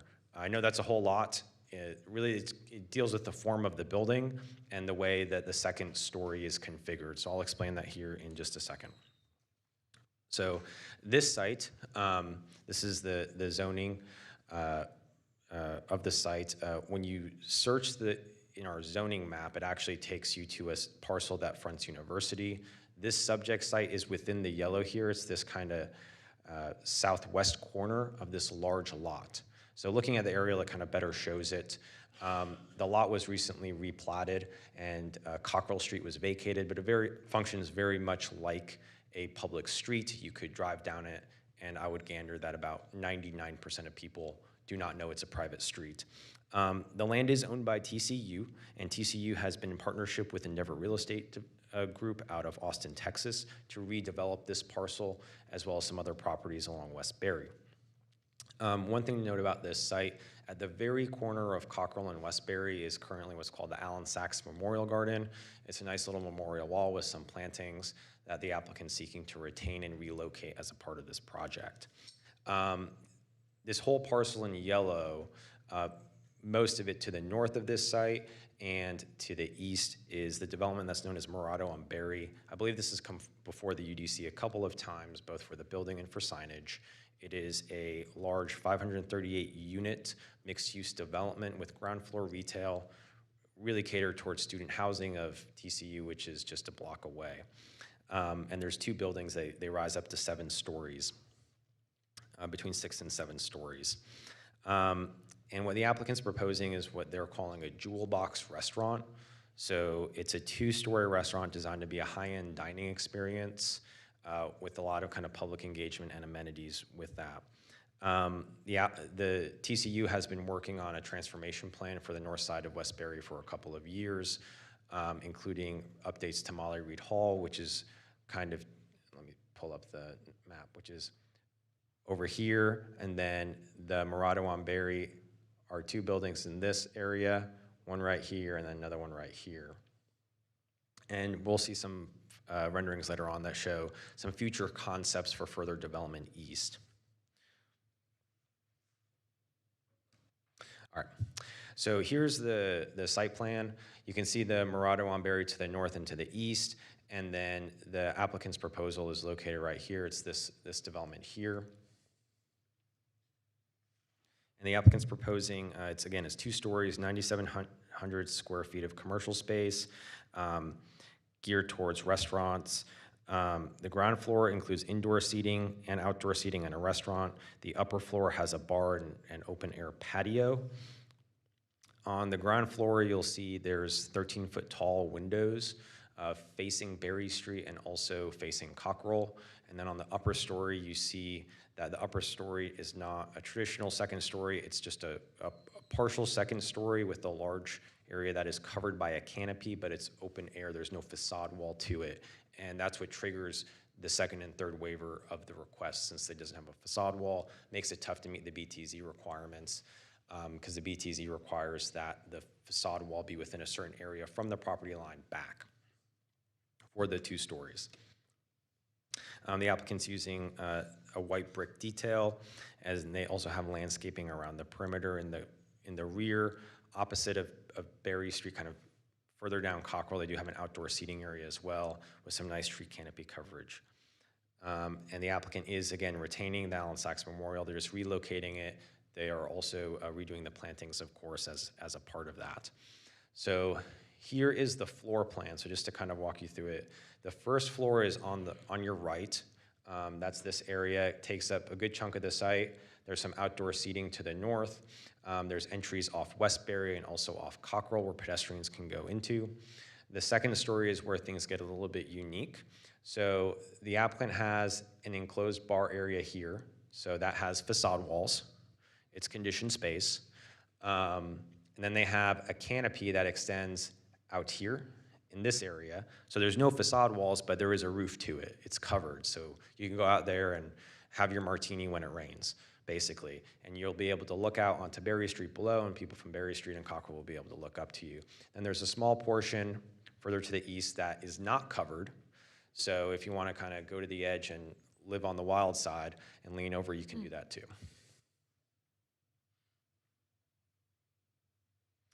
Here's the landscape plan that shows the robust plantings, the street trees they have as well. And they're using the tree on the north side of the property also to help cover that outdoor seating area as well. All right, so here's the renderings. Here's the cool stuff. So you can see here the renderings where they're utilizing the white brick, the canopies on the ground level, and then also the canopy on top. The applicant stated to staff that they're really intending to activate that canopy and make it a sincerely occupiable space for it to be used, for people to look out onto the street, and then for people on the street to look up and see that it is being used. Here's a couple more renderings. You can see on the lower left of this one, they are relocating the Allen Sachs Memorial directly from the intersection further back, creating a little seating area.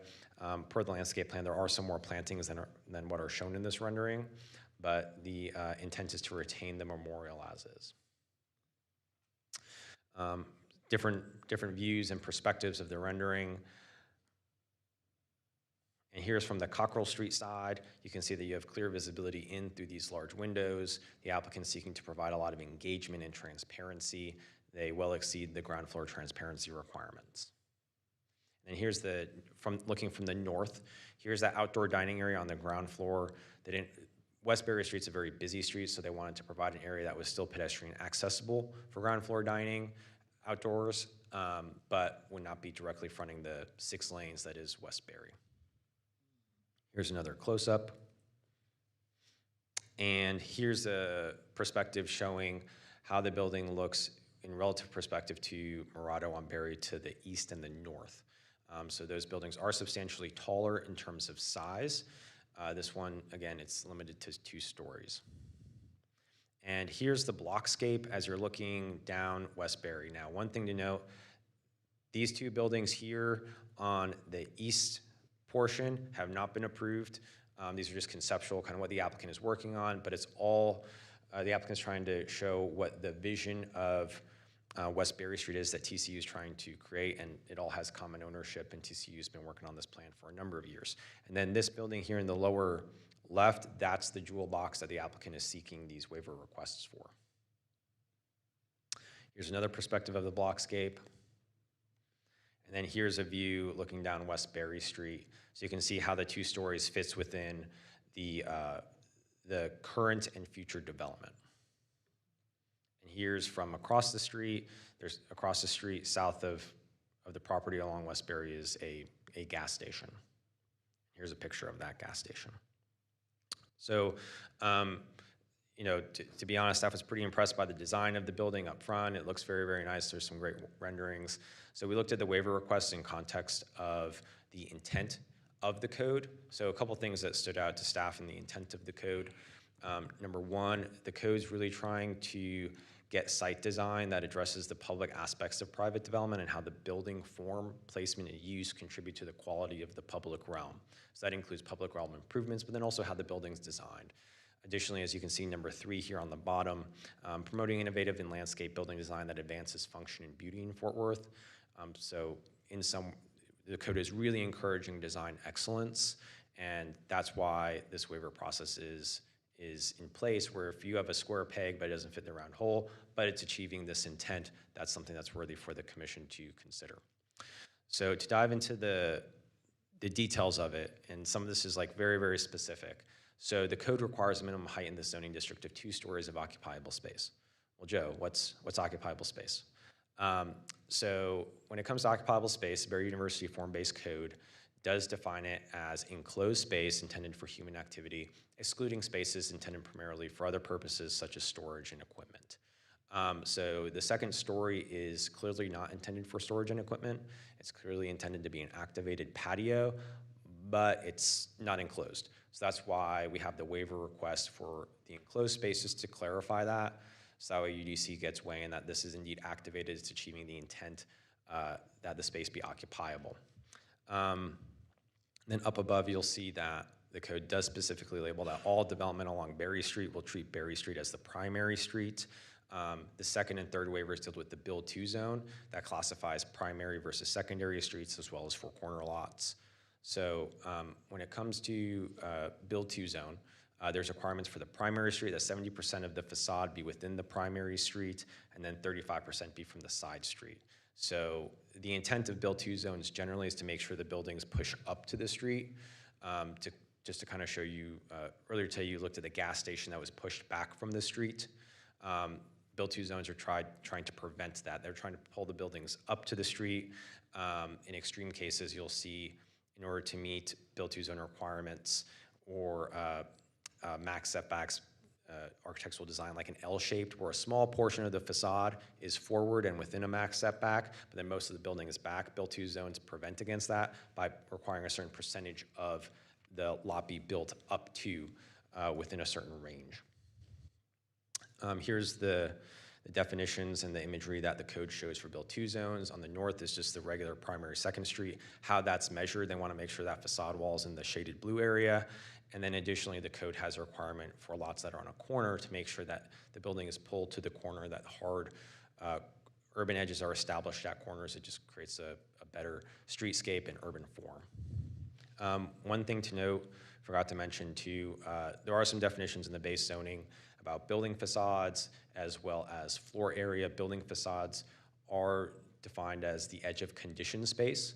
So because that second story does not have an edge of conditioned space within the Build 2 zone, that's why it does not meet the Build 2 zone requirements, even though it is activated. So then that kind of triggers the need for that. Additionally, when the zoning ordinance talks about floor area, it does mention that courtyards and balconies open to the sky are not counted towards floor areas. So because this is a covered canopy, that is then not open to the sky, so it would be classified as floor area according to the zoning ordinance.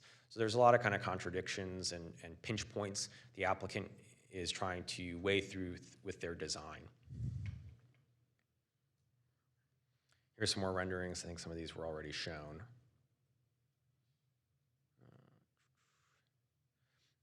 Again, here's what the applicant is providing along the Berry Street side, the requirement is that 70% of the facade be within the Build 2 zone. Only 27% is within the Build 2 zone formally because of the second floor doesn't have that facade wall of conditioned space. And then along Cockrell, that's 35% is what's required, 0% is, and that's because, just to kind of show you that along the Cockrell side, the conditioned space is pushed all the furthest back from Cockrell for that enclosed bar area. And then the BTZ at the corner, they're not able to meet the 30-foot BTZ because, again, lack of the facade wall. And then the minimum two-story height, it really gets down to the fact that it's not fully enclosed, but it's functionally occupied. Here's some more renderings that show that. And then here's the perspective looking down Westbury of how it fits within the larger context of the development. So, given all this, staff's recommending the following motion, that the request for a certificate of appropriateness for a commercial Berry in the Berry University form-based code with the following waivers.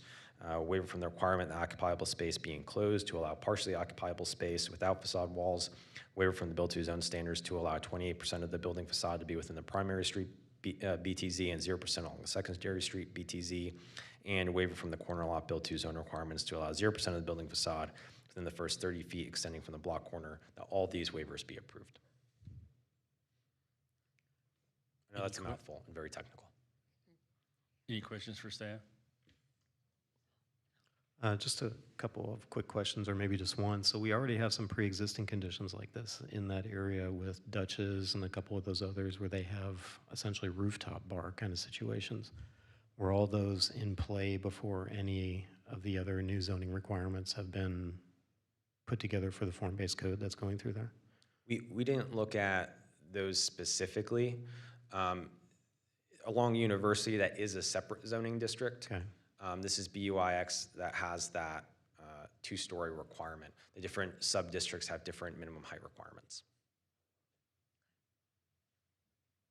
Any other questions? No. Okay. I'll open the public portion of. We do have the applicant here. If the applicant would like to come forward and the architect speak, need your name and city which you reside in.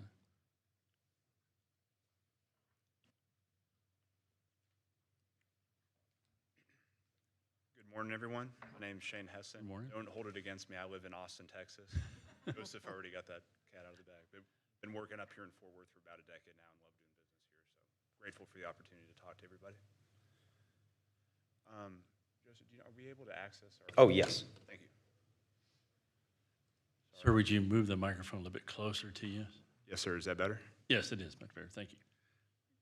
Great, thank you. So I'm just here to talk a little bit background and context into the development, and then Hoyt Hammers here, our architect, who can go into some of the architecture and design aspects of this. So, and a lot of this is repeat information from Joseph's presentation, so bear with me. But for some background, so this building that we're talking about, the two-story building, is part of a 2.9-acre project.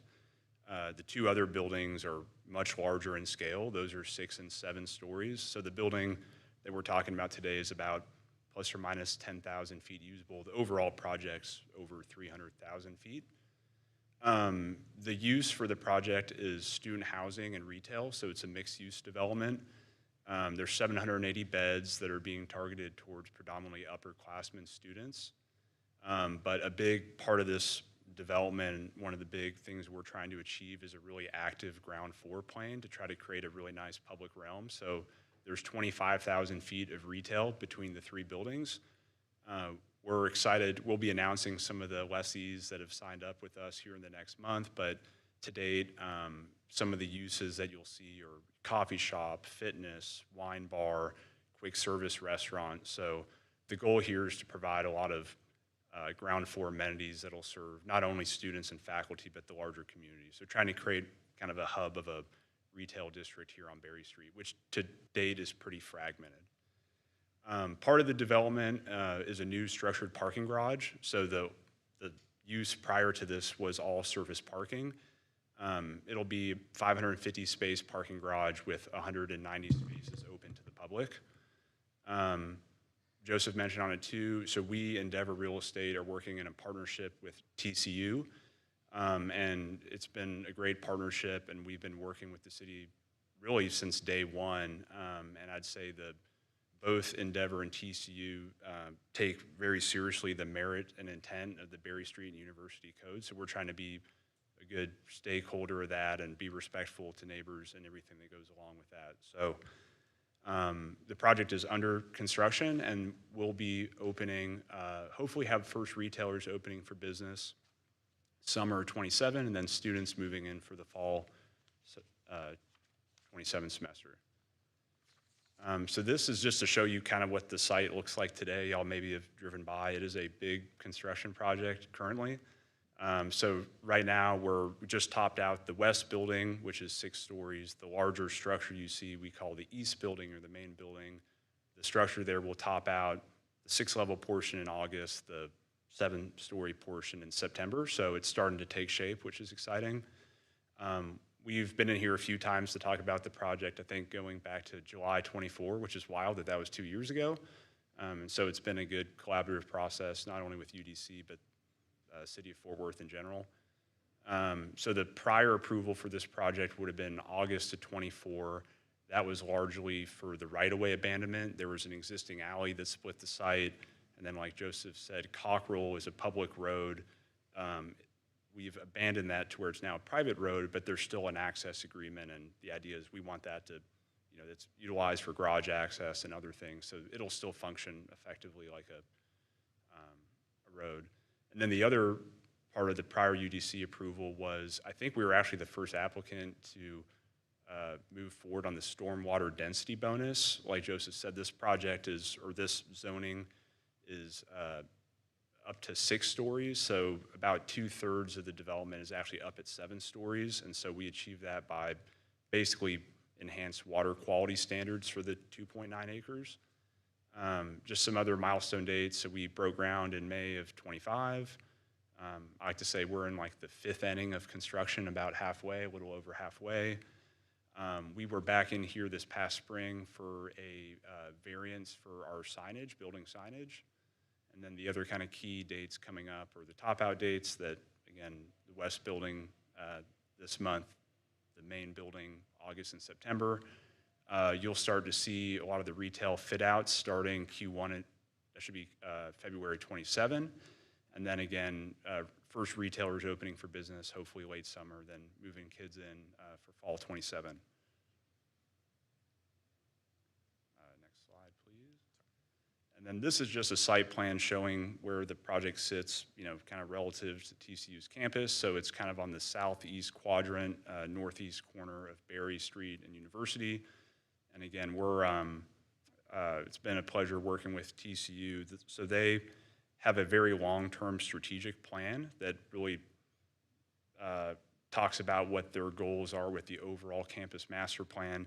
But a couple of the pillars within the strategic plan are community engagement. They take very seriously that, it's a big university, but they want to be a good steward of the community and engage with neighbors and residents. And the other portion of it is student-centered growth. So Murado on Berry, ultimately it's a student housing project with ground floor retail. So we're hoping that we help advance those two pillars within the strategic plan.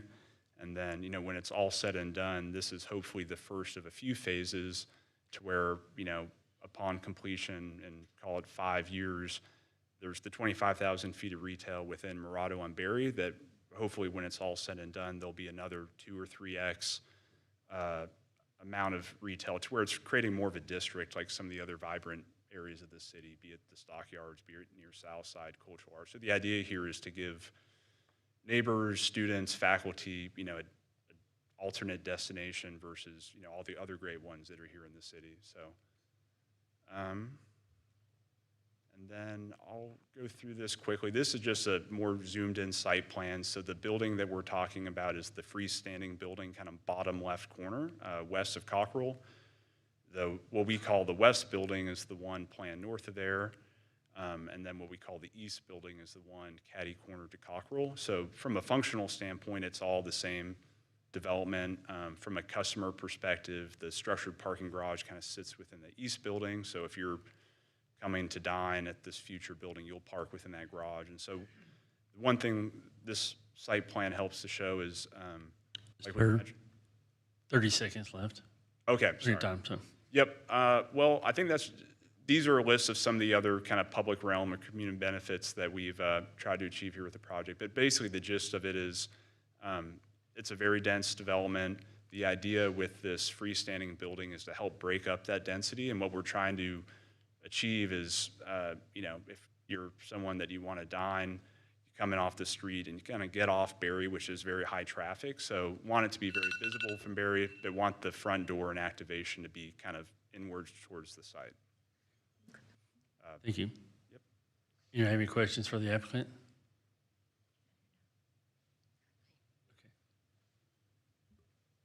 Are we gonna let the architect speak as well, or? It's I just don't up to have the any- chair. Don't have any questions for him right now. If not, we'll bring up anybody else who's in favor of the. I think I just have a couple of technical questions, but not for the applicant. Okay. All right, thank you. If you, whoever else is in favor of this project, want to speak? Your name and where you reside, please. Good morning, Hoyt Hammer. I represent Beck Architecture, 464 Bailey Avenue here in Fort Worth, and we are the architect for the project working with Endeavor. Just to speak to the architecture here a little bit, the design of the building has evolved, and first, I think Joseph has done a very fantastic job kind of outlining very complicated details of the project. We're grateful for his assistance over these last few months in getting to this point where we're putting this project in front of you. The development of the project has really been, from a design perspective, a balance of a number of different criteria. As you can imagine, the design criteria or requirements for a retail project very different from that of a higher education institution. Because this project is really the next component in the development or the redevelopment of very significant project along Berry Avenue. This is really going to change the atmosphere of that whole project. As Shane mentioned, the desire is to not only to activate that corridor from a pedestrian activity, really kind of knit together the campus to the north with the new development along Berry Avenue. And a number of aspects of the Mirado project to the west have been done very strategically to try to accomplish this. The project, as it's been contemplated, tries to kind of extend that strategy. It's been very strategic in the massing of the project. The height of the lower level is, we feel like, conducive to trying to define, as the code intends, the urban aspect and the streetscape along not only Berry Avenue but along Cockrell. We see Cockrell Avenue as being a very active environment during campus activities, games, trying to really bring out a lot of the students and the activity that would occur there during those key times of the year. And because of that, from a retail perspective, the desire is to try to open up the building as much as possible at grade. So we've increased the amount of transparency from what code dictates, so that there's direct connectivity between the activity on the interior of the restaurant and what's happening on the street beyond. There's ground level activity to the north with the patio, which would engage with the pedestrian connectivity back to University on the north side of the TCU bookstore. If you were to view the plan of a Mirado to the west, there's a series of paseos that intertwine in around the retail. So it's not your typical strip center, if you will, from a retail perspective, but yeah, that's a good image of it. Thank you, Joseph. So the building is not a standalone, it's a part of a larger development and a much larger extension of the TCU community. We do see it as a two-story building.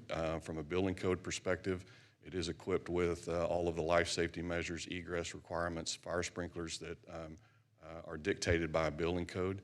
It's the simple aspect within the form-based code that defines what is enclosure. And so from our perspective, the canopy coverage is intended to provide access for people during these events or just any time during the year. And again, maintaining visual line of connectivity to the adjacent urban district. From a detailing standpoint, we tried to harken back a little bit to the architecture styles of the campus. So from a masonry standpoint, from a masonry detailing and articulation, it harkens back a little bit to other aspects of the TCU campus, while trying to balance all of those other requirements from a retail need. So we feel like we have presented a design that is inspired by the code and meets the intent of the code. We appreciate your consideration and of our requests. Thank you. Any questions for the architect? Yeah, I appreciate the design. I think it's a very nice building. Can you, how tall is the building in relation to the bookstore adjacent bookstore? Good question. So the top of our building to the parapet is in the 30-foot range. If you were to measure in that image, zoom in for me, Joseph, sorry. Yeah, so if you were to measure to the top of the parapet of our two-story building, we're in a 31-foot height range. It does not exceed the height of the bookstore to the west. And I would call that to the top of, say, the masonry wall, just short of the roof extension. And the setback from, it looks like the building is set back from the face of that bookstore. What is that setback? It seems like the right-of-way actually kind of skinnies up right there too, right? Well, there are a number of aspects happening on the site itself, and the building we have pulled as close to Berry and as close to Cockrell as we can. There is a easement corner clip that comes across the southeast corner of the property, and it's in place. It's existing low voltage and connectivity or fiber connections through that area. So we've pulled the building as far that direction as we possibly can to get it as close to the right-of-way as possible. And then I don't know that this really impacts the decision, but how do you access the second floor? Would it be a connected tenant space from the ground floor, or is it, so like, what's the front door to get to the rooftop? Right. So there's a couple different paths that one can take. So we're trying to contemplate that a restaurant tenant might take both levels. It's possible that there could be two tenants. Could be separate operating operational hours for each space. So there is an entrance off of Cockrell just to the right of the cursor, correct? But there's also access from the north through the ground level patio directly to the elevator, correct? And then also to the elevator there. So we're providing multiple means of access to that elevator and then access to the upper level, so that upper level terrace could function at different times if necessary. But the two spaces don't necessarily communicate internally. You have to go through an enclosed stair or through an elevator shaft. That's correct. There's no two-story volume or other open area, no. Not at this time. That might be something that the tenant contemplates if they take the whole building. I think that's all I had.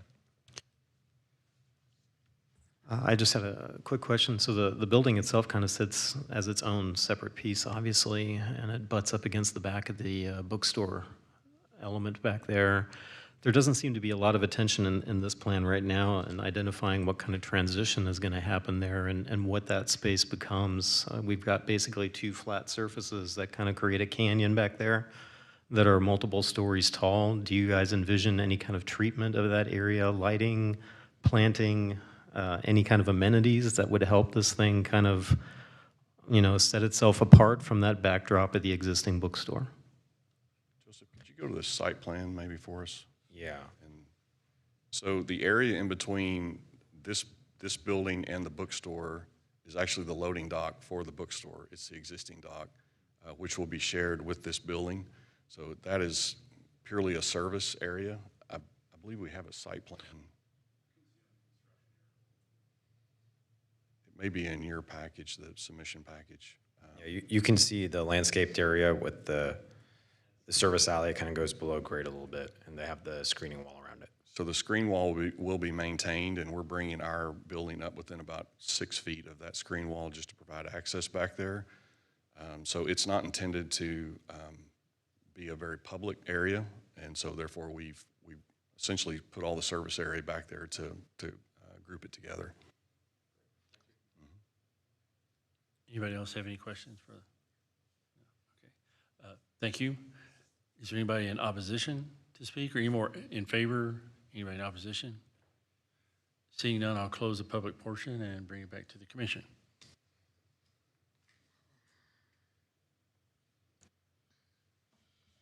I will accept a motion if anybody's got one. Yeah, I think it's a really nice project, and it's kind of fun when you use the code against itself to make something slightly different but unexpectedly good. So cheers to the design team for that. I'll move for approval. I second. We have a motion to approve in a second. Happened faster than I thought I was ready for. So we have a motion from Commissioner Halliday to approve all three waivers as presented, and a second from Commissioner Hughes. All right. Vice Chair Ramsey, how do you vote? Aye. Commissioner Carr, how do you vote? Aye. Commissioner Reed, how do you vote? Aye. Commissioner DeBose, how do you vote? Aye. Commissioner Hughes, how do you vote? Aye. Commissioner Halliday, how do you vote? Aye. Motion passes 6-0. Thank y'all. Looks like a really great project. And I'll turn it back over to Chairman Benner.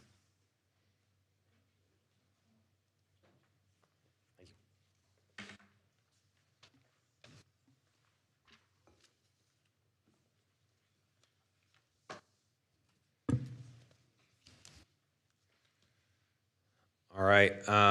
This is the sixth UDC case of today. Just a reminder, we administratively pulled number 7, so this should be the last one. UDC 2026-170. We addressed it 7979 Trinity Boulevard. This is a recommendation to City Council to approve an ordinance amending the comprehensive zoning ordinance of the City of Fort Worth, being ordinance number 21653 as amended, codified in Appendix A of the Code of the City of Fort Worth, to amended sections of the Trinity Lake Development Code as provided by Section 4.1307.d, Other Development Standards of Section 4.1307, Trinity Lakes TL District of Article 13, Form-Based Code Districts of Chapter 4, District Regulations updating regulating plans, boundaries of character zones and appendices, revising Appendix B, maps, Exhibit B.25, Trinity Lakes District, and Exhibit B.26, Trinity Lakes District character zones to update the district's boundaries and character zones. So please contain yourself after hearing that exciting request.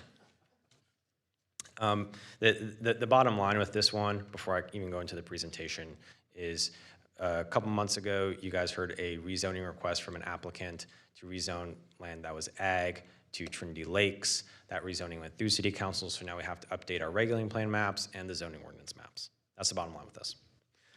And here's a picture of the 5.8 acre site that was rezoned from ag to Trinity Lakes neighborhood via ZC 2608. It was referred to as UDC 2026-029 a few months ago as well. That went through City Council in June, so now we have to update our maps. And then just for context, there is this parcel to the west, as you can see here, which is also Trinity Lakes neighborhood.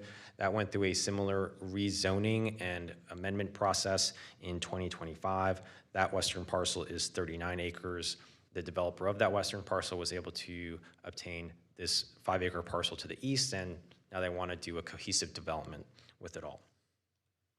So here's an aerial kind of showing the existing development that's around it. To the north, there's R1, which is pretty detached, low-density single-family residential zoning, and then directly to the east, there's A5, detached single-family residential zoning. The TLN district does allow for detached single-family residential zoning with some more flexible development standards that allow for some more urban qualities than just traditional A5 or even R1 zoning. Here's the entire Trinity Lakes master plan. There's kind of 3 areas of Trinity Lakes. There's the area to the west, which is by the train station, and it has the big lake in it. There's the area to the east, which is kind of this triangle. That's mostly low-density, detached single-family zoning. And then they've been working on this middle portion here, which is to the south of the existing Lakes of River Trails and Trinity Lakes neighborhoods. So here's a 5-acre site, the plan for it. Here's the aerial as is. The red is the subject area. And this kind of shows what it is we're doing. On the left is the current, and on the right is what is proposed. We're just literally extending that tan line over a little bit. And here's the zoning ordinance maps that we're changing. You can see here we have this area that's now included, and then this area is shaded in. There's the arrow pointing it out. So given this, staff is recommending that the request for a recommendation to Zoning Commission and City Council on the proposed map, or proposed text amendment to the Trinity Lakes Form-Based Code and Design Guidelines, as well as map exhibits to Appendix B of the zoning ordinance be approved.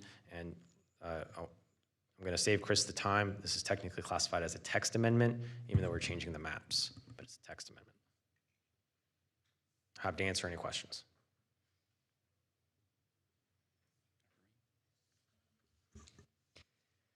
Any questions for staff? No. Do we need to ask if the public is for approval or opposition on this as well? Anyone here to speak in favor of this? Anyone here to speak in opposition? The city is the applicant on this one as well. Okay, we'll close the public comment portion. I make a motion to approve the upgrading the maps and the text exhibits. All right, we have a motion from Commissioner Ramsey and a second from Commissioner Reed to approve the request. Chairman Benner, how do you vote? Aye. Vice Chair Ramsey, how do you vote? Aye. Commissioner Carr, how do you vote? Aye. Commissioner Reed, how do you vote? Aye. Commissioner DeBose, how do you vote? Aye. Commissioner Hughes, how do you vote? Aye. Commissioner Halliday, how do you vote? Aye. Motion passes 7-0, and that is the last case that we're going to hear today. Thanks, everyone. We are adjourned. See you next month. Thank you.